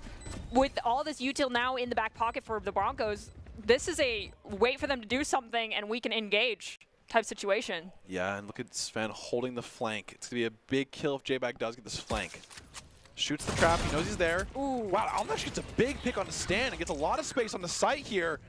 Boise State gets on the site, but here comes the util from the post plant. He actually misses the nade here, and Skies is going to be fully just holding it. And he misses the knife. That's he headshots it, really he holds it, and he gets it. Wow. That is a crazy thing. The thing is, as soon as he misses that nade, Boise State goes into full go mode. They see him go all into main. Skies holds it. Does get dinked in the head there, by the way, so pretty scary situation because he was very low. But once again, Boise State. Pro. Yeah, because he doesn't fake. I mean, truly, that missing that nade could have been a sign that like the San Diego State's getting a little bit shaken here. Yeah, it's a hard spot too, because KO nades doesn't go as far as you think it does, and so just kind of not having that spot open, especially when it's smoked, right? So definitely a big play there. And Aldum, I want to say, really started that with getting the pick onto stand on site and allowing Boise State to come with behind him and get a lot of that space. Now Boise State's going with the 3-2 split, 2 on A, 3 on B. Lots of utils getting dumped. Oh, Skies with the stinger by here. Gets one to the smoke as well. And a lot of damage on the almost got 3 to the smoke there, but A lot of damage being done to Shrike. Ooh, Sven is there. They did hear him, so J-Bag is definitely aware of the situation. Oh, he gets a lot of damage out, though, as he peeks. Clears the corner. Ooh. Oh, wow. Gets the Shrike kill that, you know, was still lit from Skies and main. And both teammates of San Diego State quite low. But, you know, it's one of those rounds where, Daimyo, I thought Daimyo was one on the other side there, where we're going to have a situation where it's just you kill people on the rope. That's always really sad to see happen, but when I'm the person doing the kill or my team's the one doing the kill, it makes my heart so happy. Oh, yeah. Everyone always thinks that Victor clip at LCQ where he gets a ace just one at a time. It's like, this is why you don't conga line mid-map on the road. Yeah, no one ever wants to get, you know, the crash sheet again. The incident. The fracture incident. Yeah. And so we're going to see San Diego just kind of playing around, maybe looking for a plant if they can. A-Dog knows that J-Bag's here and he has 12 HP, but he definitely wants to go down this round, so definitely wants to die semi soon at the very least. 10 seconds left. But gets an ult orb while doing so. Die soon. Yeah, I mean, it's definitely worth getting the ult orb. Boise State goes up 10-4, and once again, Boise State going into this bonus. San Diego State full buy here, but this one is definitely going to be the one to kind of, I think, put the lid on top of it if they do win this round, Boise. It's always important to remember, though, that we got to play the statistics game. The numbers are still there. There is never a 0% chance until this game's over that San Diego can't bring this back in their favor. 100%. And so here we go. I think Boise State definitely kind of playing level-headed at the moment, thinking the same thing that we are in terms of, hey, they do come back from these moments, so we can't let our guard down just yet. Aldum has another Hero Vandal from last round. Gets silenced right away. Gets one. Looks for two, but then he trades. And there is just so many members of both teams here. I have never seen this ever in a Valorant match of 5-man versus 5 people. Just in these. Oh, the flame for Boise State, though. And they do get him. 3v2. They have an advantage. 1-up. Up, he does get him. 3v1, Boise State. Pop flash coming out. Ooh, the molly. He gets mollied, and now Boise State knows he's stuck. Oh, no. Yeah, just like that. The econ here right now for San Diego State during this round was in such shambles that I was really hoping they'd see what we saw the Broncos do earlier, which is, you know, some pick up the Vandal, just one, maybe two, and the rest go Stingers. And you play 2-2 with whomever has that Vandal, so you can pick it back up and play it and still keep that economy and util. But instead they full bot, and that has left them absolutely broke. Yeah, and I want to say the two-man flank from Boise State onto Arcade, huge advantage there. Sven was sitting in a corner. They flank him. They get the flank down. So now they know there's one tower, one on site, and you know what happened next. So Aldum with 17 kills on this raise. And it's, like I said, this game has been so crazy. We've seen 5v5's Arcade, 5v5's main. Like, you don't see these things on a Fracture. You see, like, you know, full rushes by that. But the defense, too, it's pretty funny. And Daimyo sitting in tower. Says hello. And Boise State, 1 man up at the time. Flashing it once again. His teammate looking to peek. Gotta be careful now, though. Sven found one. Yeah, and Boise knows they got one at least pretty lit. They're gonna take it back a little bit. San Diego State, same thing. They lost some HP there. Could be rotating onto a site. And at the moment, no Boise State members are playing on site. Skies is probably clear B main and then look to rotate. Something interesting I haven't seen yet in all 3 maps thus far is a fake rotation. And that's, you know, start the rotate, make some noise, but when you make that amount of noise, it kind of is really obvious if you're trying to fake a rotate. Yeah, exactly. That's why I think both teams, respectively so, have really stayed on their sites until it's like fully known that they're on site and planted the spike. Sven is picking up where their teammate left off. Oh. Holding that angle. I was say, who, you know, does he check it this time? Although Aldum is dead at the moment. But Skies looking for this pick. This is going to be a big pick for either team. Shrike gets a big one. Oh! The iPad kid. There we go. Gets 2. Here comes the Rolling Thunder. They know this is a thing. Man's prepping util, walks forward, and this poor chamber. The thing is this Plume can't reach this. He can't reach that far. Oh, yeah, gets half. J-Bag, yeah, gonna try his best here. Does get him. But once again, not enough time. And that was so funny because it was like, it was the thing that's even funnier is it's like the time in between going to the smoke screen. So if he does that even like a second earlier, he doesn't probably see him in front of him. Like he doesn't, like the animation going into his, iPad. It's so funny. Well, like the other thing is that like Chamber was just tunnel visioned down, looking at main, and did not anticipate anyone coming from drop. Which I'm like, why aren't you checking? Why aren't you listening for Dish? This person looked like they got spooked. Yeah. The Valorant experience. They do get the Rolling Thunder out of that from Boise State, from the San Diego State side. So that's definitely a good piece, but then they have the Brimstone Ultimate available. Here comes the ult, and this is San Diego State, what they do best, which is just a full-on rush here. I like the rush. They're dropping a lot of util though, and that was bad for them last time they rushed in onto this point. Let's see if they use it better. Two. Looking for three. Knows that they have the, at least the orbital strike for the post plant. There it is. They're planting in the exact same spot. Stops the plant. Gets the kill with the ult. Actually, there's still 1v2. Can Skies do this? They don't actually know where he truly is, though. He just pop flash, did not anticipate him drop. No one's checking drop. He knows where he is. The thing is, does he have another flash available? He does not know. There it is. Runs back. Oh. What a great push by Hespa there, knowing that there's an op on the field. Credit where it's due. Yep. That was some great discipline, utilization, and keeping calm under pressure. Yeah, it is so scary to be in Hespa's situation and flash early. You can throw that flash early and Skies is way too far away. For him to really just sit there and wait and then pop it, great job there for the game sense. And way to keep calm in a situation that is not calm at all. I mean, he did get some bullets on him, so he identified that he was relatively close, but waiting for him to actually tuck into that angle is really what made it. And now 11-6, San Diego State trying their best to crawl back in this game. It is still 11. If Boise State still not at that at least overtime kind of mentality yet. But this time, Boise State not playing on site. They know, hey, we're going to do a retake. We have the Rolling Thunder on our side, and they also have a showstopper available too.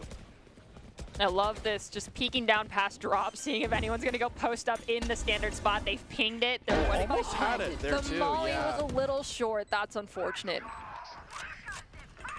Here comes the KO ult from Daimyo. A lot of ults used from BSU. Gets 2 kills though. 3-5. Sven gets 1. They have 2 members playing in main.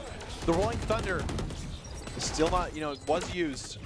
But they have no kind of post plant here from San Diego State. Daimyo playing up front. Great to get the kill. Wow, Sven gets the kill on a Daimyo. The thing is, if he looks at Daimyo, he doesn't get the time to kill him for that. But that's what Boise State really needed for a little bit of a relief. Because now it's, okay, we're at that overtime now. We have 5 rounds, basically, to get 1 win. And so, having that 11 versus 12 is a big mental shift in terms of, especially for the enemy team, too. Because now San Diego State is like, we have to win 6 in a row to play more. But, I mean, like, you got to have that, like, perpetuated mentality of it's still 0-0. This is anybody's game. We do see that they kind of picked up that mantle of the 1 full buy. Let's hope they play it correctly and have that dynamic duo running between the 2 of them. Sven gets the early pick on Skies. A big one. Gets flashed. Oh! Great. That's a double flick, too, if you think about it. You're flicking the flash and you're flicking the player back. So kind of... skill. Yeah, I mean... Some sick plays here. Oh, wow! Hespa just took rope and got a kill. You could hear the comms of the players like, whoa! So I appreciate that I have to remove my mic and giggle because of production putting us on teddy bears, but we see one of our teammates actually pop off, and I'm like straight face, and you're just over here giggling. I just love plays like that because it's like the percent chance of that working is just so crazy, but it's like, I guess. And sometimes, that's how you throw people off. I mean, sometimes you get the kill from ropes as opposed to getting killed on ropes. Yeah, and I mean, that's just how it goes. And now it is 12-7. We're going to see kind of that match point still for Boise State. I mean, it's going to be every round at this point is going to be match point until overtime. So San Diego State doing it as much as they can. And Sven is definitely the starter of this. Getting a pick last round, getting 2 right away, making it so it's a 5v3 in team of his, in favor of his team here. So Boise going to be kind of postured towards that B main. Gets concussed. The Neon Ultimate. Wow, they're actually going to nade because they're concussed. Great utility usage from BSU, but look at the flank as well. I'm just shocked at some of these. Had a classic from J-Back. Tried his best there. Some of these paint grenades kills that we've been seeing have just been incredible. Flashes out. Strike gets a kill on this. This guy's A-Dog making sure that there's no one up there. I like the different plant spot. Yeah, I do too. And the thing is Stan actually loses his ult, but it is still a 4v2, and honestly, he has a Spectre versus kind of a save round, so. Gotta get your ecos when you can for that scoreboard. And confidence. All right, Stan gonna go to the rat spot, but before they even need to make it there, they find KO. 8-12. And Boise State, they saved this round, so now they get this full buy round. And of course, they have two big ultimates now. They have that Rolling Thunder once again, and they also have that Orbital Strike. So both ults that can just do a big, I guess, just deal of damage and just kind of fanning people out on that retake. Yeah, the only thing that we have coming in for San Diego State there is going to be that Rolling Thunder, which can be great to try and, you know, play that post plant a little bit. But other than that, on entry, it's not going to work just because of the way that the Broncos have been posting up on these sites. It's not. It may grab one person, but the odds of it getting more than one is just very slim. Absolutely. And we're going to see Stan playing aggressive. They haven't really done a B hit from San Diego State. They saw that they had the Sven hit, I guess you could call it, which is a double kill and then leaving. Oh. They find out there's one over there, but doing a great job of just kind of leaving this dish. It's too scary to go into that spawn when you'll have too much information. I like the util trade, though, the pop flash to make sure that they back off. And now only having that one KO flash, I mean, we've proved definitely a big deal. Yeah, there's one person there at the minimum. Yep. And now I back off, and that's fine. So you identify where one is. Here comes the Rolling Thunder here. J-Bag actually gets a kill onto one, but Stan trades. Oh, yeah, wow. Stan is definitely picking it up here. Stan with the Buzz Lightyear gun. I'm here for it. Absolutely. It's too thick for me. Yeah. It's too wide. I don't like skins like that. But here we go. Now it's a 2v4. Boise State does have the ults, but most likely be saving here. Going for the ults next round. Definitely want to keep them. Rolling Thunder was used for San Diego State this round, so now that's one less ult available. They have two ults next round with that KO ult and Orbital Strike, so going to be coming down to, you know, who can kind of really get these things going. And so far, San Diego State is getting these first bloods constantly, and they're just using that while Stan gets a lot of space on that site. Ooh. J-Bag gets one. Kind of just getting the eco down as much as they can. But look at this. Stan is slowly going in on J-Bag. Watch for it. Oh. Does get him, though. And Boise actually kills 4 of them. The patient play, just the exit frag. I'm here for it. Yeah, and okay, Boise State's going for a timeout. Big fan of that. You know, it is now 9-12, and this round especially is probably going to be a big round for Boise.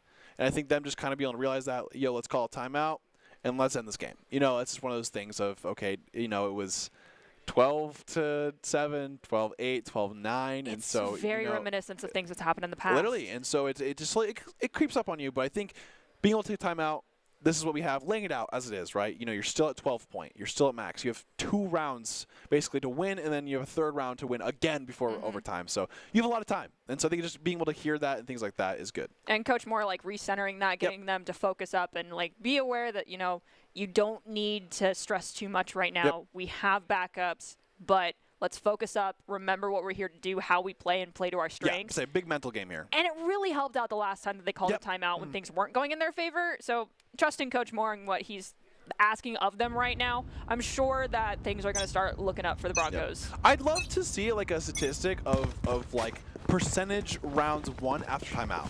That would be like really from a team though. And this is like goes for, you know, LCQ as well, because the same thing happens. But I would just love to see that in terms of, like, it'd be a really it'd be interesting thing to see of the team who calls it too, right? So would just be an interesting statistic. Would be really hard to kind of go about it because you'd like do a lot of, you know, numbers. But here we go. Ult's propped, gets concussed though, so not gonna get in there too fast. Waste a little bit of time. One breach flash goes through. Concussed. Oh, Disguise gets one. With the shorty. Unfortunately, it's the KO. So he's gonna get rezzed probably. Yep. But that's just how it works. And that's how the KO should be too. He should be going first. He knows that if he basically gets like get out of jail free card. It's worked before and it worked again. It's great to get intel in. Yes, sometimes you can die in a really Boise fast gets fight. one though. And it was Hespen. Oh, look at the flank from A-Dog though. What a great position to be in. Just waiting patiently. The orbital strike was unfortunately whiffed but it did force Shrike forward out of position. And just like that, J-Bag's going to try, but once again, probably going to save once again. Just live, bestie. No, I think he's actually probably going to go down so they have an eco, but maybe not. We'll see. Size is save. I mean, why not? Why not just rotate out? Once again. I mean, look at this. Yeah, you can see those crosshairs just right there, locking down that entire angle. It's not worth it. It is now 10-12. San Diego State is definitely making their run to come back. I feel like I might have cast her curse this I mean, I don't even, like, I just think that's just how San Diego State plays. I mean, it seems like they are, it seems like they almost like, they have a lot of fun. You know what I mean by that? Is not like in a term like a for fun team, but it's like a, they are going to try things that they think is ridiculous, and if it doesn't work, they're just going to go to the next thing. They're not thinking about it too much. They're not like losing mental too much, but it seems like they're just kind of going with it, and now it's working. And now it's 10-12. Mentals are such a huge thing in absolutely. esports that being able to find that enjoyment, especially with such a long game that has long series like this. So, you know, League and Valorant, getting tilted early on is so bad. Absolutely. And especially since boys is just like, just one round, just one round, just one round, just one round. And that can lead to the tilt. Yep. And here we go. Sky's playing up top. Gets a great pick, and it's on Stan, which is a great pick to have. And here we go. They throw him a nade in the middle, kind of throw him off. Utility being used. Boise State has 2 ults for retake here. They have the KO ult and they have the Rolling Thunder. Look at the spot that he's in. Wow, A-Dog actually gets the kill on the Daimyo. I saw the Rolling Thunder though, but look at this. A-Dog is playing so far away. He's like, I'm going to be playing for this ult.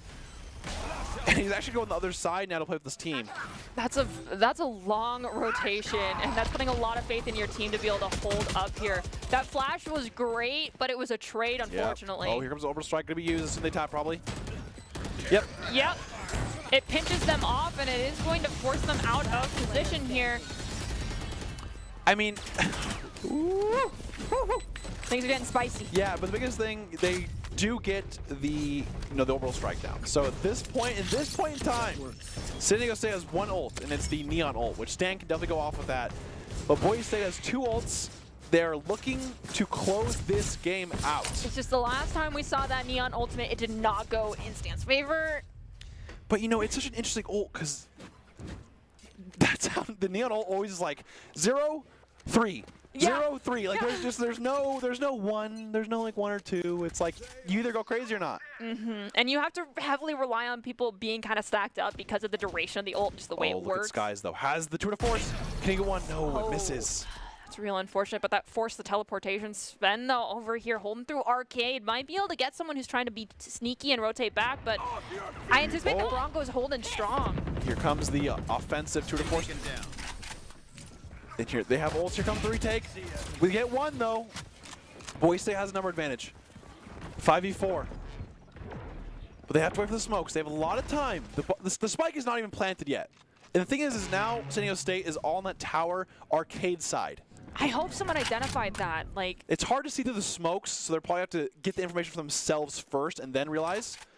Because what would be crazy would to just have a showstopper go up there, but they've already rotated out. But I've seen that happen before. And look at this. San Diego State is going to be rotating towards A, but 2 BSU members are aware of it. Remember, they're 1 person up, so they can afford to send 2A and keep 3A or 3B. It looks like Sven and Stan both intentionally stayed here and are dropping util. Now we have Stan rotating back. No, this is the pick that they were talking about kind of, but Alvin gets Stan. Oh, wow, insane shot from Sven. It looked like he was kind of moving there, but gets the shot nonetheless. They have been identified as being in tower, though. We can showstopper this if we want. They do have a nade available for this corner here. Watch, Alvin, there it is. Throws the plant spot. And the concuss. A lot of damage down. That's enough. Gets him down. Yeah, okay, so they know that Sven's left in tower. Here comes the showstopper. Doesn't find one. They find one in tower. 4v1 situation. And just like that, Boise State are going to go on to phase 2 of the CVAL Fall Tournament. What a crazy game, though. That was incredible. I mean, I got to give it to San Diego State 100%. Being down at, like, some point it was like 10-2 or 10-3 or like, no, it was like 10-4, but whatever. Anyways, being down that many rounds and get it all the way back to 11-12 is absolutely crazy. And you'd have an insane mental for that. So I do want to give it to San Diego State for staying in it that much, but Boise State coming in the end, finishing it out. I mean, did we expect anything less from the Broncos, truly? No. Of course not. We're a little bit biased, but yes, San Diego State, they showed us they deserved to be here, and this is why they were here. They kept up for so long, and I mean, they took map 1 off of us. Yes. At the end of the day, they did take a map. Absolutely. And then map 2, really close. Map 3, also close. Map 3 got way too close for my own personal comfort, but at the end of the day, Broncos still won. I mean, like I said, this was an insane series, and of course, we have our player of the game, and so we're just kind of figure out who that was. Do you have a guess? I think it's hard because Daimyo the first 2 games played really well. Third game definitely wasn't his kind of style, but Aldum also played very well in that one game. And I think Aldum's he had a lot of impact. I mean, it's no like cliche of like, oh, we had impact, but he did a great job even those first 2 games. Even though if he wasn't popping off on the scoreboard, he was doing the thing for the team. So I think it'd definitely be like Aldum or Daimyo. Yeah, but from the more production perspective, I mean, yeah, the like having Aldum go for like the get down, Mr. President plays, like actually being that facilitator. Those guys. Yeah. Yeah. Oh, Same sorry, thing. you're right, Same thing. guys, Yeah. But I think Daimyo is my vote. Yeah, I think his like frags game 1 and 2 were so important, especially that Breeze game. He just really went off. And it seems like, oh, it's going to be Aldum, which, like I said, all right. I think what I really like about this is even though he didn't really shine game 1, you might have not seen all the kill feed for Aldum. You might have not seen all these crazy plays. He did it for his team, and I respect that out of a duelist. I clipped where that. It's kind of the things where, he's double satcheling out of there. He's dashing on his site. He's dashing up. He's doing all these things to help his team, and I think that's so important for a duelist who is, if he's not playing out of his mind, he can kind of go into that role of, I can do this for my team still. He's doing his job properly. Absolutely. That's the thing. Like, especially when the Broncos got down and things were happening not in their favor, it was great to see still someone playing to their strengths and playing how their role is meant to be done instead of being like, no, I'm going to back off. I'm going to play more hesitant. We lost last round because I dashed in. Kept doing it. Exactly. And it worked. Yep, and the player of the game is brought to you by Idaho Central Union, who believes a great player makes a team more successful, just like Idaho Central's helping members achieve financial success. Aldum is the Idaho Central Credit Union player of the game. And as we kind of close out here, Artie, any final takes that you want to say here? Always expect all 3 maps, or if it's 5, if it ever goes there, and always expect it to go to, upwards of 20 rounds. Absolutely, and of course, we're going to end with top 5 plays, which is presented by the Idaho Army National Guard, who invites you to take your impressive critical thinking skills in real time with more than 10 jobs, offering a 20K bonus and your degree of choice paid for. The Idaho Army National Guard is the best team out there. Thank you so much for this series. It was crazy, and we will see you. Have a good night.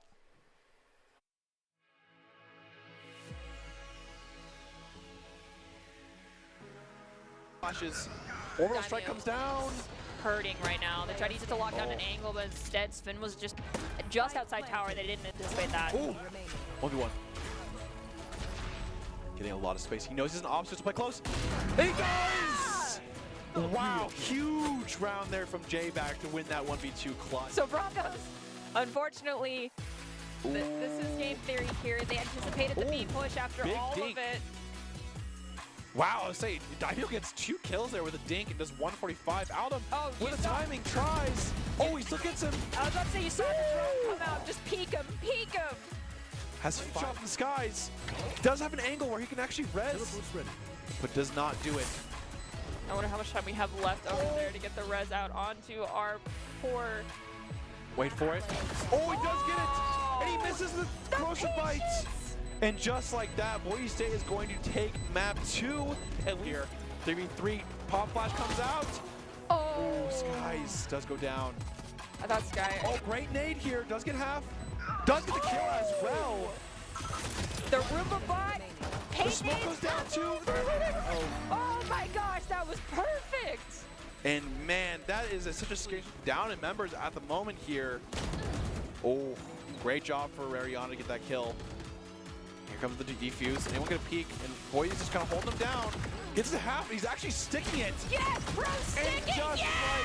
Just like that, Skies acts as a body bag for Ariana. Get down, Mr. President.